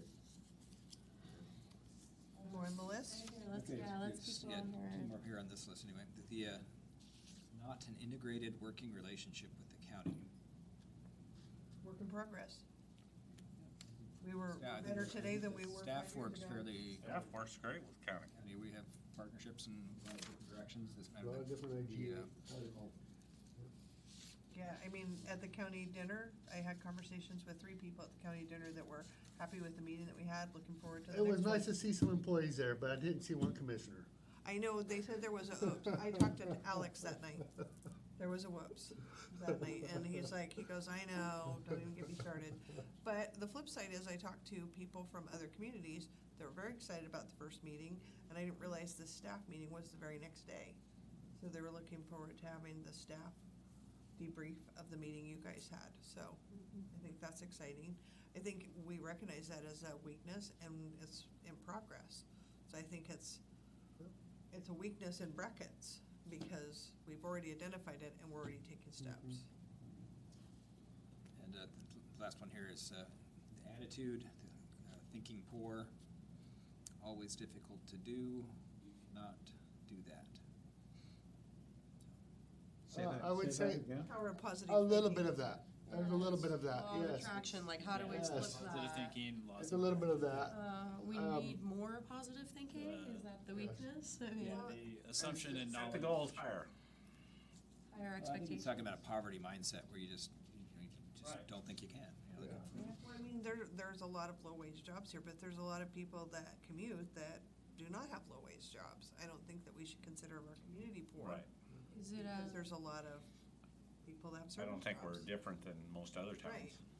Right. is that poverty mentality, does that capture it, or is it more of a need more positive, or like how do we capture this?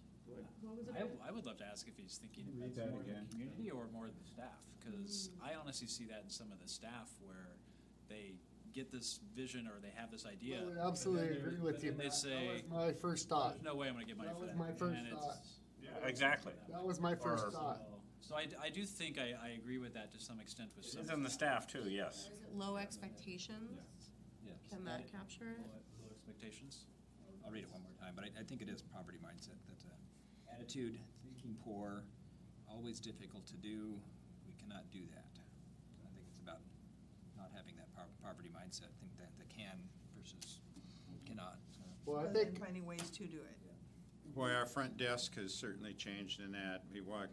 Used to walk into City Hall when I first came on the council, and there was always finger pointing. Well, and the first sentence, the word in the first sentence was you.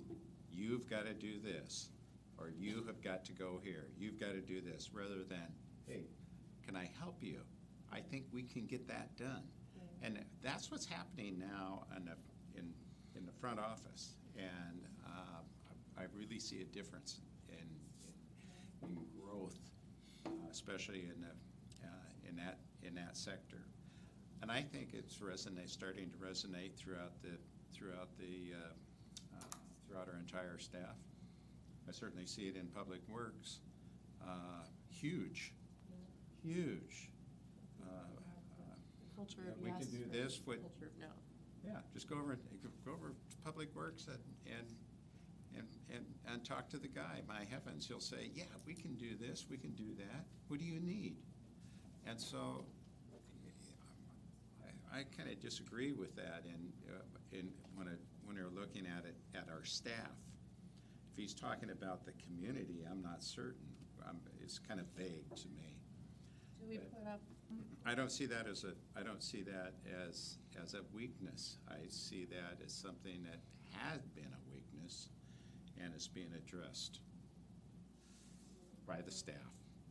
Well, we'll put it up there just because. It's Yeah. on his list. Yep. Yeah, it's like Yep. poverty mindset, Cooperative, We get stickers to put around each one. slash, positive attitudes. Yep. or negativity, cause Rick's- slash negativity, Rick's, thing says, why not St. Helens? That's right. right? That's absolutely it. Why not? I like that. Oh, that's cool. Let's go on to some opportunities, and I think that'll probably, we can probably flush it out of it. Whoa. With opportunity. Any more tripwires for you there? Opportunities. What color are we going? Purple? Purple?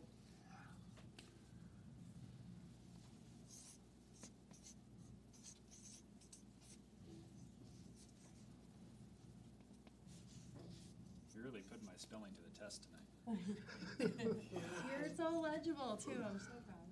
My mom always said I had good handwriting. You have wonderful handwriting. Properties. I mean, they've been on every one. Love where you go. Industrial, riverfront, we have some AR property, apartment residential, high density, all kinds of property, Mix of property? The mix, right? yeah. Yes, mixed, she said put mixed after that too, I think she's right, cause it's industrial and light industrial and AR, R5. Opportunities is all the departments' efficiencies.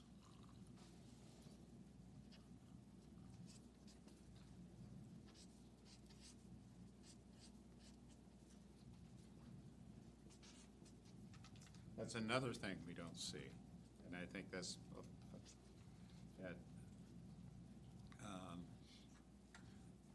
I attribute that to Mr. Walsh and getting the various departments together. I could see continued growth in that, however. I can see a continuation of gelling the staff. And so Public Works feels good about coming down here, and other people feel good about going to the breakfast at Public Works. And so that there's a cooperation throughout the entire, that resonates throughout the entire staff. I think that's important. Teamwork, I guess you could say.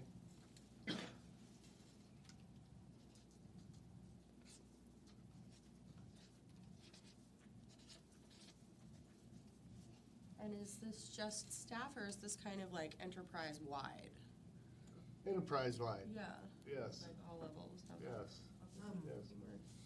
I would have to agree with that.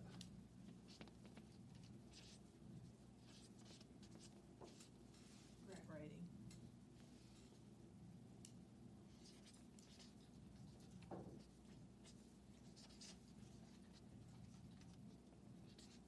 Partnerships.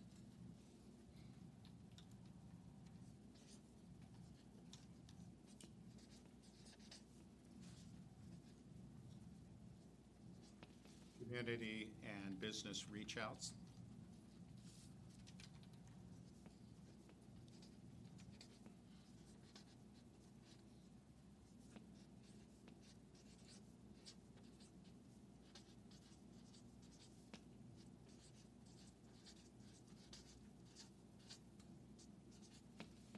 Maybe hiring a couple different experts on some of the things we're doing now.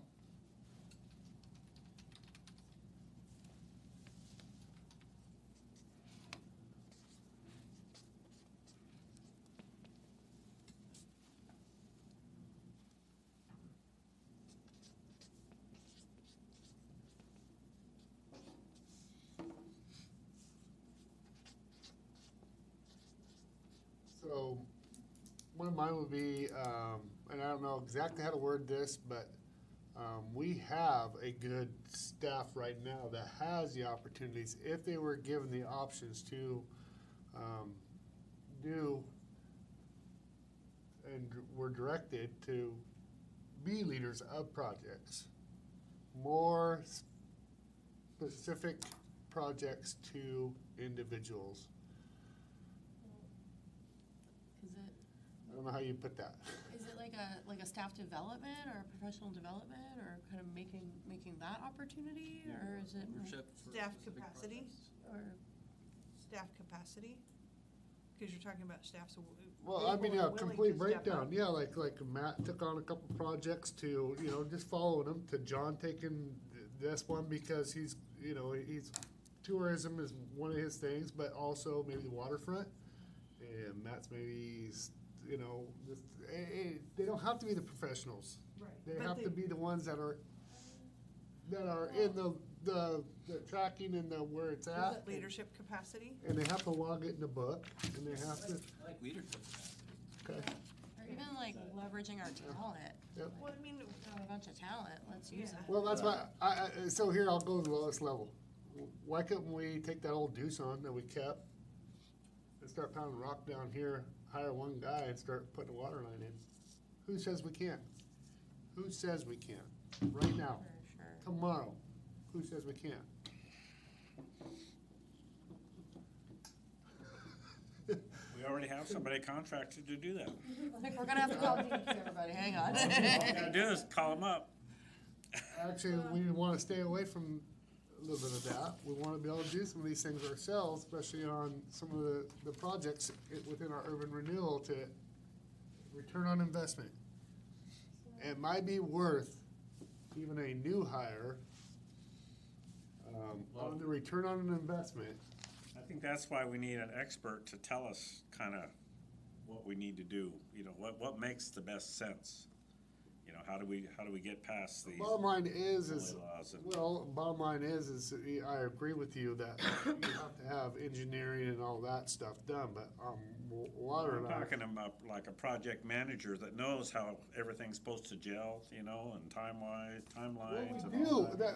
that's what I'm confused about. We have those people, we have big developers coming here working on a school and everything else. It ain't no different. It's no, well, no, hold on, it's no different, and our staff knows everything process about that, they review it. So I'm confused on why we'd have to hire somebody or a specific person to that when we're already dealing with that. And I get where you're going, Keith, but I don't know why we couldn't start on some of these projects right now, because it's not rocket science, it really is not. It is not, and to people that don't do it, yeah, it seems intimidating, but when you do it, it's not rocket science. When you're looking at What it, is rocket science though is where does that road go? very easily, if you drove me a paper right now, why don't we just go, wait, follow me, just for a second. If we were just go straight down Strand right now, and go a ways, even if we were a little beyond that road, don't we need a sewer, don't we need a, We do, bathroom down there? yeah. Okay, all right. At any point in time, you can come back in and tie into that and go like this and bring it back into the road. I mean, and you can GPS with your phone so dang closely, if you kind of have a hypothetical, and if you need to come in through the back of First Street, and we have an easement coming up by Bob Salisbury for sewer right there, not a huge cost. These are not things I should be bringing to the table. These are things that the city staff should be presenting us. But I look at it and it's almost like child's play down here to get it out to where Tokala wants to be. It really is to me. I've done my own little water project and. We can do that, I guarantee, we can do that, but what I'm saying Thousands is, of dollars to have my vision put, and that's what it cost me, about $8,000 to do that and get the road grades and all that and compaction rates and all that. It's not rocket science. They look at, and these guys read it and approved it. That's what I guess I'm saying. Can I try and capture a couple things out of this? One is that leadership capacity. Let's capture that and not let that one go. I hear from you, we have the opportunity to just go along and do it. Yes, we Is do. that the opportunity that we're talking about? Yep. Is to do it, to get it done. Like, Giddy up. empower the staff. Empower the Yes. staff to get it done. Well, and here, That's it. you know, here's the Empower the point, staff. Yep. to focus and to go along. I'm Get it done. I think, and I won't get you up there. Rick, I agree with that totally, but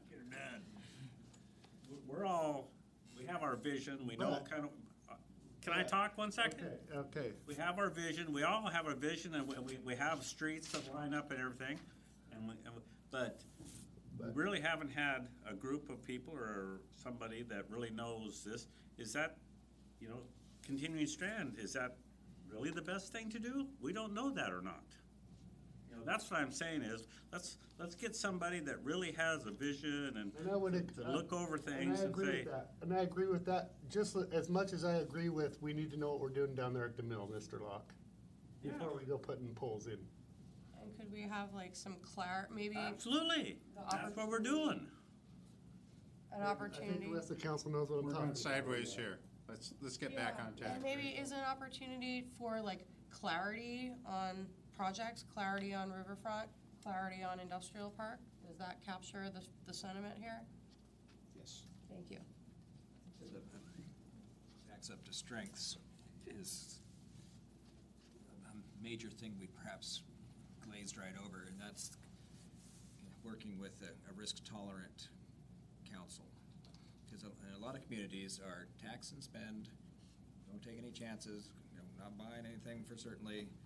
But this council and its various membership changes is embraced this notion of an entrepreneurial governance, taking chances, going things like tourism, and taking some chances on events and tourism, considering things like RV parks and the acquisitions of the mill sites, and really taking the economic future of the city and the social future of the city in its hands to try to do better and get more out of it. So I think you should be proud of yourself as a body to be risk tolerant and accepting different ideas than the standard status quo tax and spend type of thing. So Yep. No, true and story.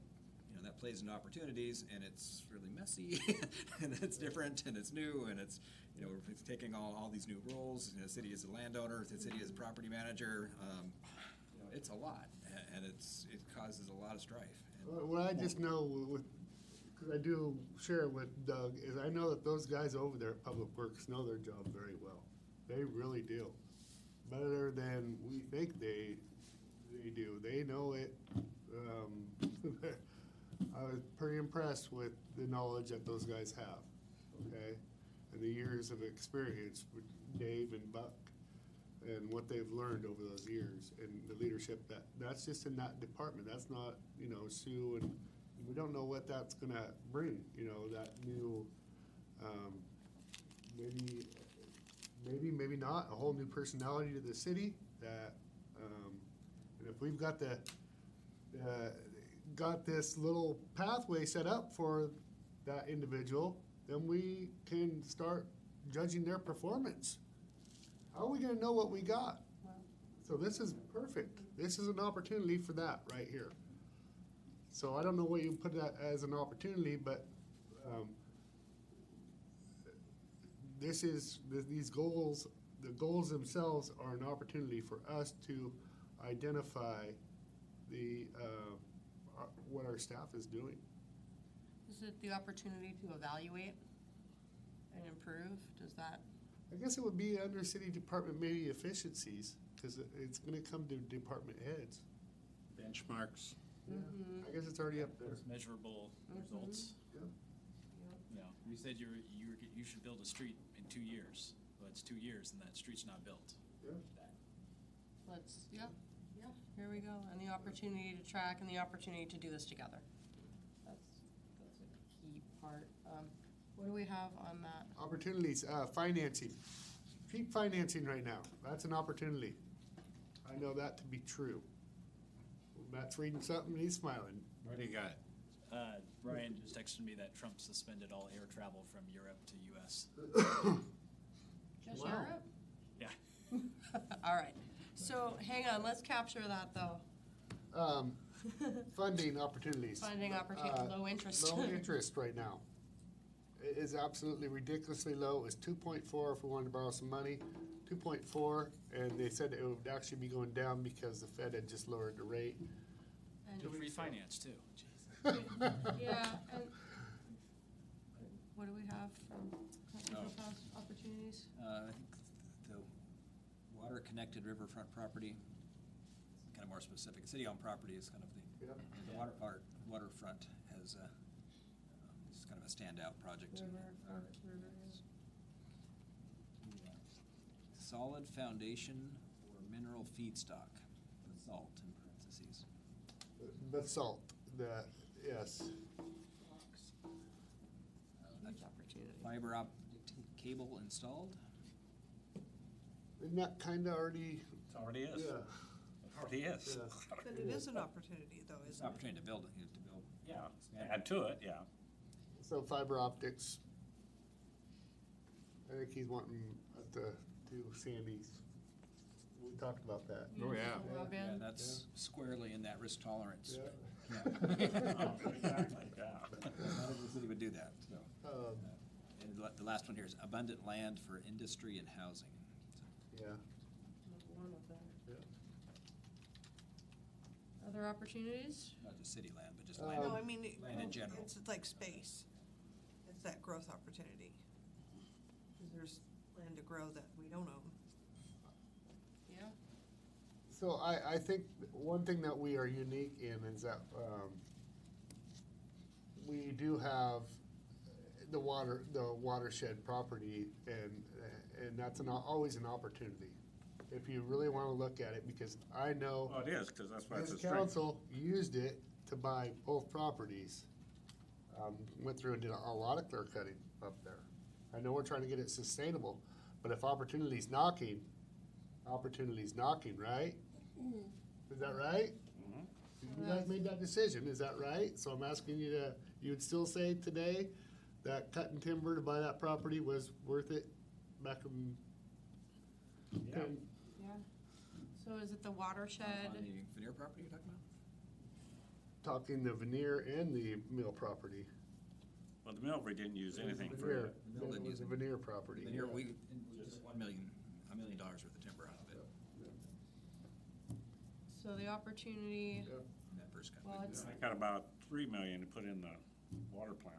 Actually, So- we borrowed $1 million. I would like- Financed 1.7. I would like to research that opportunity just a little bit more, because I beg to differ on some staff views on the timber and how we should leave it versus because of the growth, when you can have it in a pool and still be getting 2% money and timber prices the way they are right now, it's a matter of a fact that we will be going into a recession at some point in time within the next 3 years. It's just ebbs and flows like that. And it's just the way it is. Not that I'm an economist, but that's just, I do also want to mention, I know it came up as somewhat of a weakness, the budget and everything. And you guys see kind of the operating budget side of things. But from a financial standpoint, as much money as we have in the pool, how cash we have on hand, the opportunities that we have in other funds that we are pretty healthy in. yeah. We have about $16 or so million in the pool account. Now, some of that's dedicated funding, Yes. and some of that, but we're also holding on to that money because we know we have those projects coming in the riverfront and the industrial park and everything. So I think there is some money there as an opportunity to spend, and you may not have to do all the clear cutting that, if you're gonna get $600,000 or $700,000 from an extra cut or something, you may actually already still have that cash available. And I came down to Matt right away when he sent us out that, it says your projects, and there was 3 different columns to that, and one was funding. And I said, well, that isn't fair, because all we see is operating budget. We don't know all our assets. We don't. We don't, I know that there's property out here that somebody offered us 2.5 million for. We can get another $500,000 for that chunk over there, Jacob's Bluff. And what do we have in timber? I don't know. well, so is it the opportunity is harvest management or timber management? Is that the opportunity? But How do we I capture don't that? know what else we had, and it's not, I know we have money, but I don't, again, and it's not my job I'm supposed to be setting policy, right? Right. Okay, but if I have to, I'll step up and take one for the team and, and take some more financial hits that I have been taking to serve my citizens, our citizens, my community, and go to the necessary means to find out and track it and come up with a plan, but that shouldn't be on me. Nowhere is there up there on those 5 goals, anything about our economic well-being as a city or a sustainable plan. I see goal 5 as long-term planning, but sustainable. So the sustainable budget is actually listed in number 1 as an objective. It is in Okay. the future, Sub- but building and maintaining a sustainable budget It's one. the little brackets. is in number 1. It's in one of the brackets. Okay. You'll see that in the future. It's listed as an objective. Okay. Yeah. But that's where our conversation is.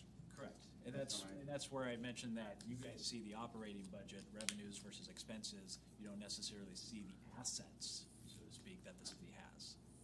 And for example, if the highest priority is goal 4, and some of the tactics are evaluating, the reserve budget to Right. move it along, Exactly. and that's, And that's where I see the opportunities of being able to maybe, comes back to, do we have a guy budgeted? Yeah, we may have to lay somebody off down the road, but can we budget a guy with some of the extra money just for return on investments alone? I'm guessing that it takes money to make money. That's what I know. Yeah, well, and we don't necessarily have to always hire somebody. We can contract the work out too. Well, we have to be careful on bully. That's what you don't understand. Well, it depends on what he's contracted for.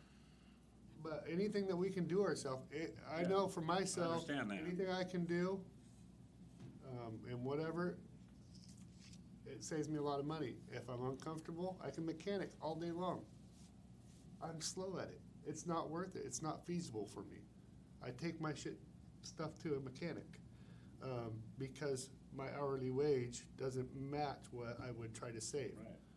So, on those type of opportunities is what we need to be looking at here. and let's But I try, could do it. let's try and capture some of these and move on, because we do have threats. Do you So, feel that we've kind of captured what you're saying in some of these topics, or do we need to add a couple? It doesn't keep us from going back. Yeah, Moving that's the true. paper over there doesn't keep us from going back. Yeah, we can always. We got we just did. Yeah, okay. Let's do it, and let's get some threats up there. You read Mr. Topaz's Yeah, I got quote. his. And the threats, I mean, they're generally external things, sometimes beyond our control, but that's the opportunities and threats are more of that, like, external focus. Cigarettes to smoke. Threat, COVID-19. Yeah. That's gonna be. So we didn't write that down on there. Stuff is, Threat. I mean, It's a threat. It's a stuff threat. is, Pandemic? the stuff is coming down fast. Yeah. Yeah, it is. It's coming in fast. Well, what's weird is it's just spreading so fast. Most people it affects mild symptoms, some are atypical and they don't even feel it at all, but they're carrying it and spreading it. And that's what's weird Yeah. about it. So, other threats? There are lots. Recession? Other natural disasters? Recession, definitely a threat. Yeah. The R word. What was that? That's the R word. I suppose we can't put anybody's name on it, right?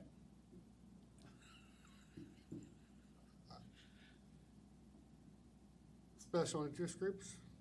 I don't know. I can see that being, Anti, Yeah, community yeah. resistance. Oh, we're gonna go there. Yeah, we're gonna go there, yeah. We will be seeing I it. will say that, and I know that it's not welcome in this type of, but I will say politics is a threat because some people will try to slander. I've seen it. Personal interest groups kind of thing. I've seen it. Just seen an article. I spoke about it in council. So, seen a slanderous article about this body. That's a threat. Politics are always a threat. Millions of dollars and bringing in carcinogens. We don't even know if the site's suitable. We haven't even got that far yet. What are you talking about? Media. Yes. Media, Yeah. misinformation. Misinformation. Would be the what?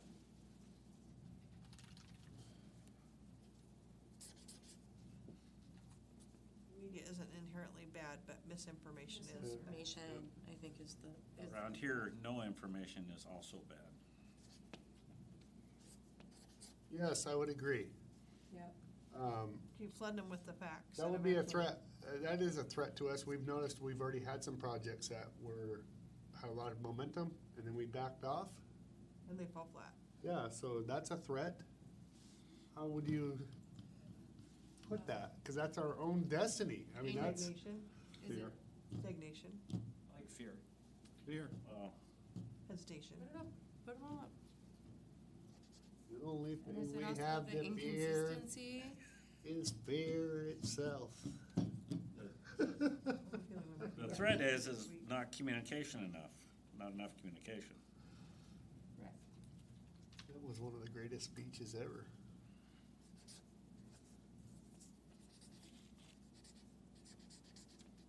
Right up there with MLK. What do you have on those from? Yeah, see if we can untangle some of this here. Insider unknown project plans. He's thinking conspiracy is what he's thinking. Misinformation. Is it misinformation or no information? I think it's the. Misinformation, communication. Staff has a different mindset secretly that they're not telling. Well, and maybe, is the threat that we don't have a unified voice? Correct. Incomplete information on city's operational problems.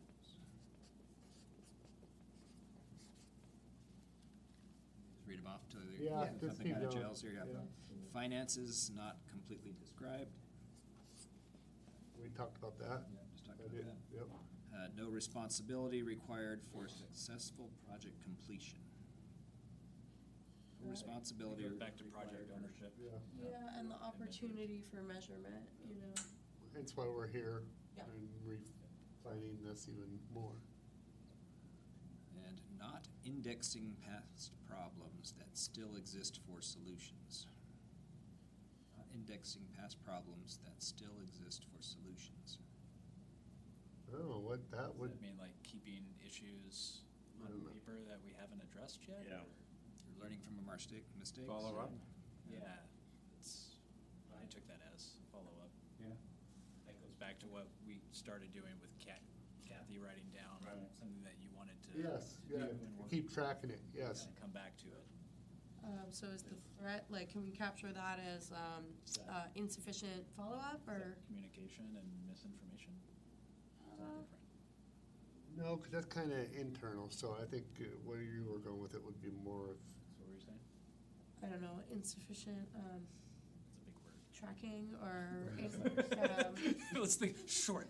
Yeah. I mean, it's kind We of, need better tracking. The threat is not enough evaluation, not enough measurement. Maybe the next couple help put that in some context here. But, environmental and industrial disasters possibilities being faced. That didn't help at all. Let's keep going. What was the statement? Environmental and industrial disasters possibilities being faced. so that would be, Reading it literally here. Emergency preparedness? Yeah. I mean, this is all that Cascadia quake and all that kind of yeah, stuff. liquefaction and all that. That's, emergency preparedness. Mhm. Cascadia is the threat. There are lots of. We talked about it enough that we know that. And no integration between projects. In parentheses, local neighborhood control, not community. Does that go back to what he was saying about individualized plans and not being together as one? I think. Just guessing. Sure, or is it like incoherent?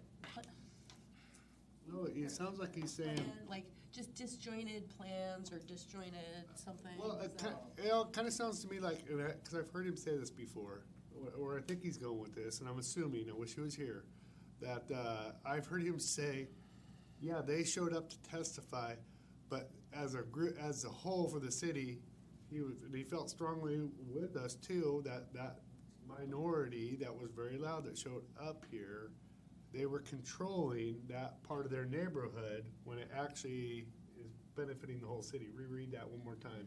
Yeah, no integration between projects. Local neighborhood control, not community. Does that kind of fall into special interest groups of listening to the very loud I think so. People. Yeah. versus 13,000 people in the community? Oh, he was upset about JJ and the Channel 2 News media, and he did not like the building restriction at all. And some folks have more access and Yep. their voice seems louder. We can redo that one. Or they're just loud. That's what I thought. Loud community constituents. Engaged. And was that all he had? That's it. Yep. Okay. Any other threats? Well, we can I mean- always add to these as we go. I mean, this is a I work think, in progress. yes. I think, looking at this and looking back over this, I got one one back. of our threats is that we don't have sort of a, I don't know, a break-in plan or, you know, something for counselors. Because what I see, all those things are because he hasn't been on council long enough. And I can just follow this because we all have different times here, and we all know different things, but the longer you're on, the more you know. And you don't have to ask these kind of questions because you already know those things. So would that be more of an opportunity for orientation? Yeah. I think you're speaking to the initial onboarding piece, there was some criticism over that, how you get all the documents and kind of get acclimated to the city, then it's just the learning curve of. Right. Right. But you can speed that up, though, by anticipating a lot of that learning.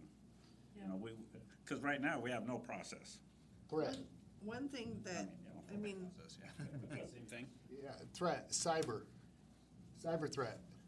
And I want to start budgeting for that. I want to actually figure out maybe, I think we're a little underfunded probably for. Kathy, John, I, and Darren are meeting on Friday to. Yeah. Yeah, it's coming, don't worry. You're gonna see it in the budget when you see increases in IT. I wonder, and this, I don't know if it's opportunity, just kind of to dovetail with the conversation of new counselors. And I know you've always done the assignments. The assignments have been pat for me since day one. I had the exact same assignment for 8 years, whatever. Yeah. But I think sometimes maybe it would benefit, because I got a lot from being in planning, and maybe it would be beneficial, instead of giving a new counselor 2 areas on their own to go into blindly, have them partner with a more experienced counselor in an area that they could learn. So like, instead of a new person having 2 sole responsibilities, maybe they, for the first 6 months, they're with whoever has public works, and the next 6 months, they're with whoever has planning, and the next 6 months, they're with whoever has the police department. And then, by the time they get to the second half of their term, they actually know a little bit more about what's going on with the city. Because then you can sit there and say, this person, that's what she does. This person, that's what she does. And they get to know things, and they feel mentored, and then they get to work with every single person on the council in a one-on-one. It's not a quorum, but then it's that mentorship where it's like, oh, well, we did this at planning, or we did this, and then they would have something to bring to the meeting. I thought about maybe once a year, and because, you know, I mean, that is my decision by charter. I just thought I would invite anybody That to is come and check stuff out to mine. learn more stuff. So I thought about once a year of doing that and just mixing it up. Oh, we definitely need to mix it up again, because that used to just be standard, and I'm the only one here that's had every department. So, yeah, it hurts you when you don't do that. We've been trying to, because we've had all these new issues, we've been trying to stay in our own, to Yep. not cause extra stuff, but it's ended up causing other issues The too. flip side is some Yeah. people don't know much about certain areas. Right. Yep. Any more threats, or is that? But I a think threat? we also agreed, and I think we've been pretty flexible about it, that nobody is shut off from any Right. individual Yeah. department, Right. right? I mean, we've all ended up talking to the chief or the planning, Sue Nelson, or John, or, you know, Matt, so, Yeah, I mean, you're all still council members. Yes. Just because you're a liaison with Public Works, Yes. doesn't mean you can't go talk to the police chief. yeah, and, you know, I mean, that, this takes on a whole different, meaning, this form of government is just different. It just is. And I know we tried hybriding it, but really it keeps bouncing back to that we are we or aren't we commissioners over departments? Not over, but Well, I mean, that's the way Portland is set up, and that's what you guys hybrided, that's not even hybrided. That's what you guys formatted your council after, and, Well, and that also goes back to the discussion of the changes that you made to make it more of a city manager role, to give John more authority. kind of. But that also kind of takes away from that The liaison language role. was just a little changed in there, not. Yeah, it's where you're still liaisons, but you just don't really oversee Yeah, it's weird. departments. Because we still, between the three, can fire or hire anybody. Between the city manager, department head, and liaison, all agreeing. If you agree, yeah. Yep. No, as long as it's unanimous, right? Yes, yes, yep. So is the threat like a lack of clarity around the liaison roles? So there still is that power there. Is a I threat? guess is what I'm So- saying. So like Rich was saying, do you see that as Is that a threat? potential threat of No, I just. of clarity? No, I just went off on the tangent because of the commissions and she wanted to break up every 6 months and I was like, no, that's. No, why I that went wasn't off. what I was saying. That wasn't what I was saying. I was saying when Okay. somebody is new, Yes. give them Training. permission to sit in on other people's meetings and kind of take them.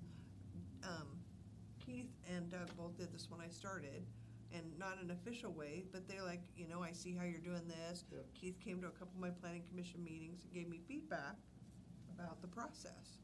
And I think that opening that up to other people as they come in new might make people not feel like they're being left out.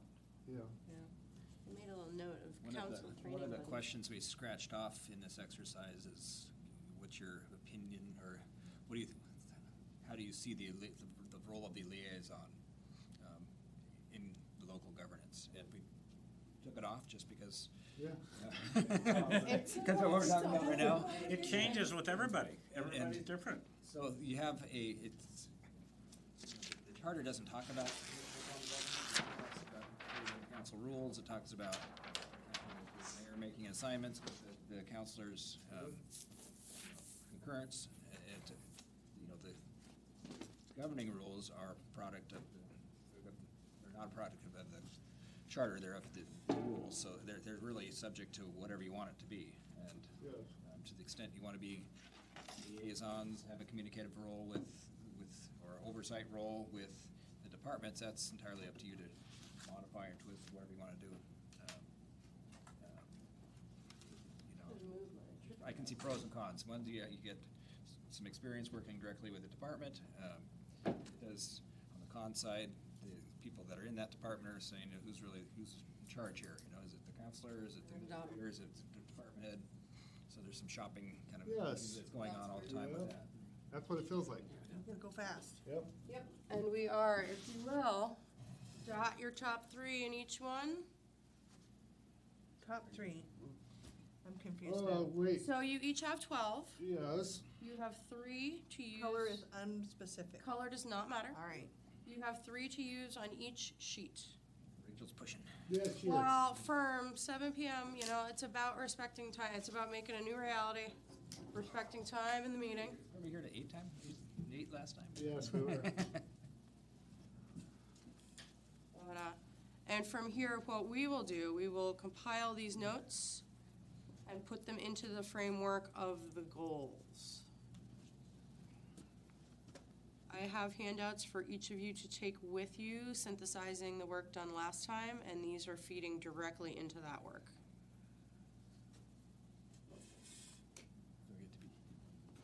Do I get to give dots out? You can enjoy that. Oh, you want, no. No, it's, My avatar rules. yeah, well, No, I you won't. can only do so much, Well, you can do that later too, so. Yeah. And let's do that. I mean, he'll be in to see me in the morning. I'll have him dotted.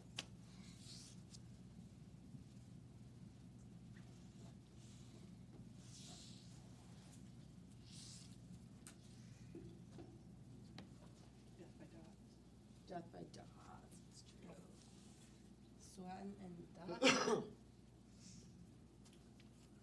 Opportunities. There's a lot of, trying to think of, Yep, and remember, each have 3 dots for each page.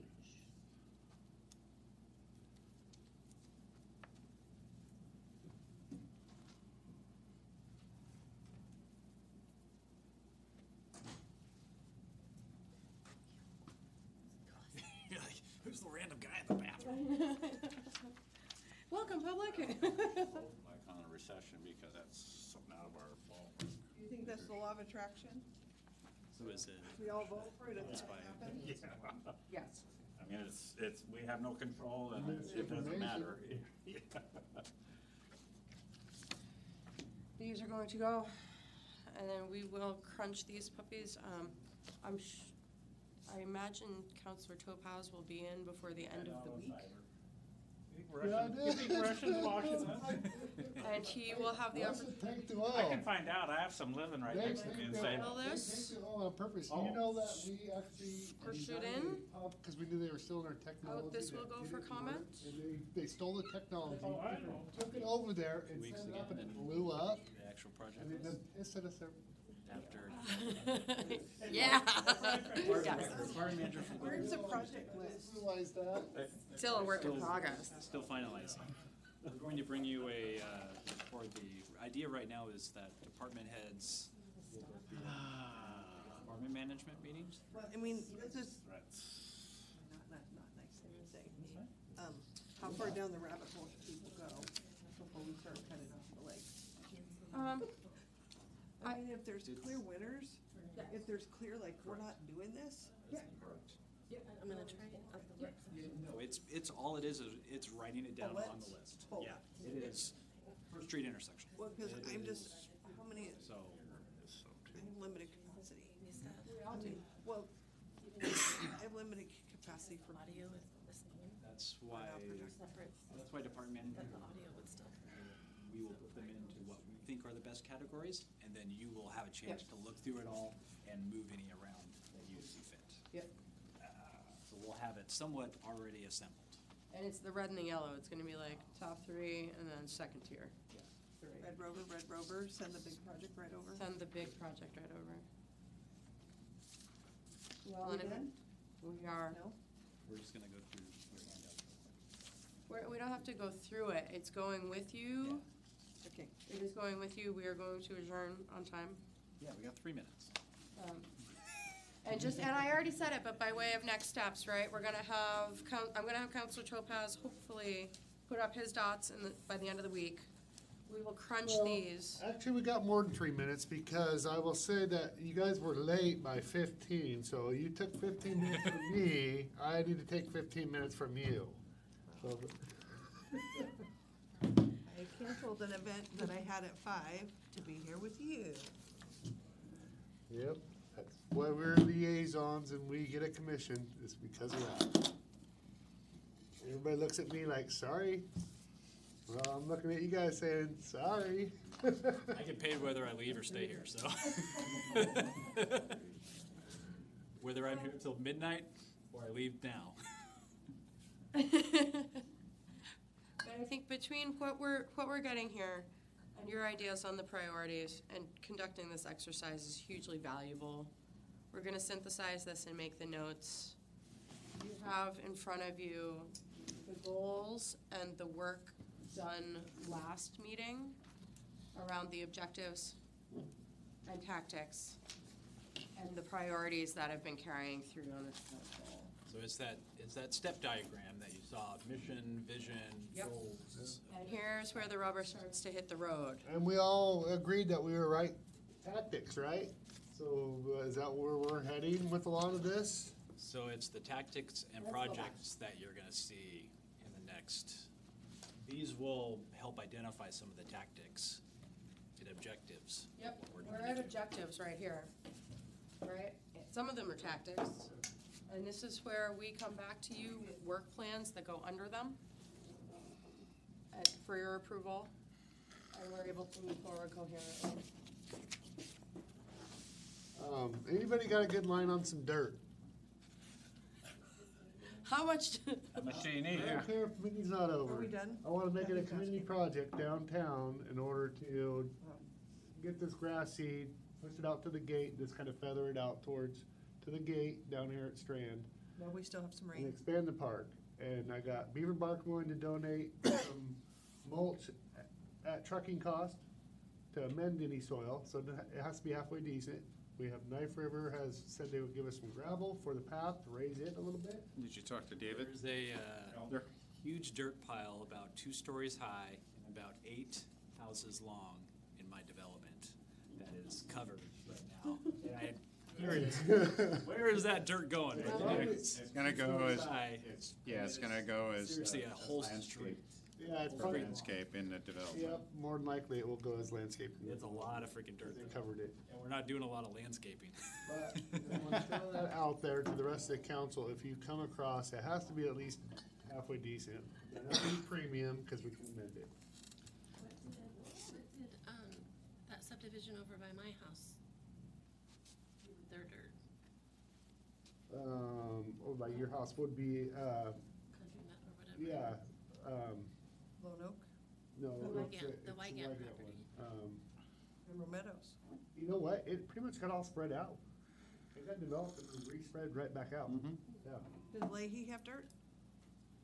That would be the person to talk to. I will, It's probably a good, really good person. yeah. He has piles. I'm hearing that Mr. Mayor would like to take the lead on a community project? Well, I think we should really, yeah, so now would be a great time, because you wouldn't even have to really water grass seed in May. Well, it all depends. If it stays like it is now, it is dry. Well, the May rains will, been landscaping for quite some time, so May rains are best. Generally, yes, yeah. 'Cause it's warm then and it Yep, grows, and yeah. little spurts, and it gets that grass seed growing. I think that's just one more thing we could do that would make it a community project. Yep. I know Don's would probably, I can't speak for them, but even if they didn't, I would go rent a tractor with a tiller, and then it's just rolling and raking and rolling and raking and making it flat as can be. Picking up rocks. Yeah, maybe, yep. I'm so excited to do the communications on it. It's gonna be so Picking fun. up rocks is the easy part to get volunteers for. BYOS, bring your own shovel. Something to do. So envision this, and I'm gonna close this meeting, but just, we all can envision 13 nights, that new little grass strip, which is pretty big to that gate. People throwing frisbees, kicking soccer balls, music's going. That, Moving the kids over there. yeah, that's right. Yep. Nice. Okay, We could make it our teen center. adjourned. Piece of grass. Thank you all for doing this work. It's very difficult. Appreciate each of you.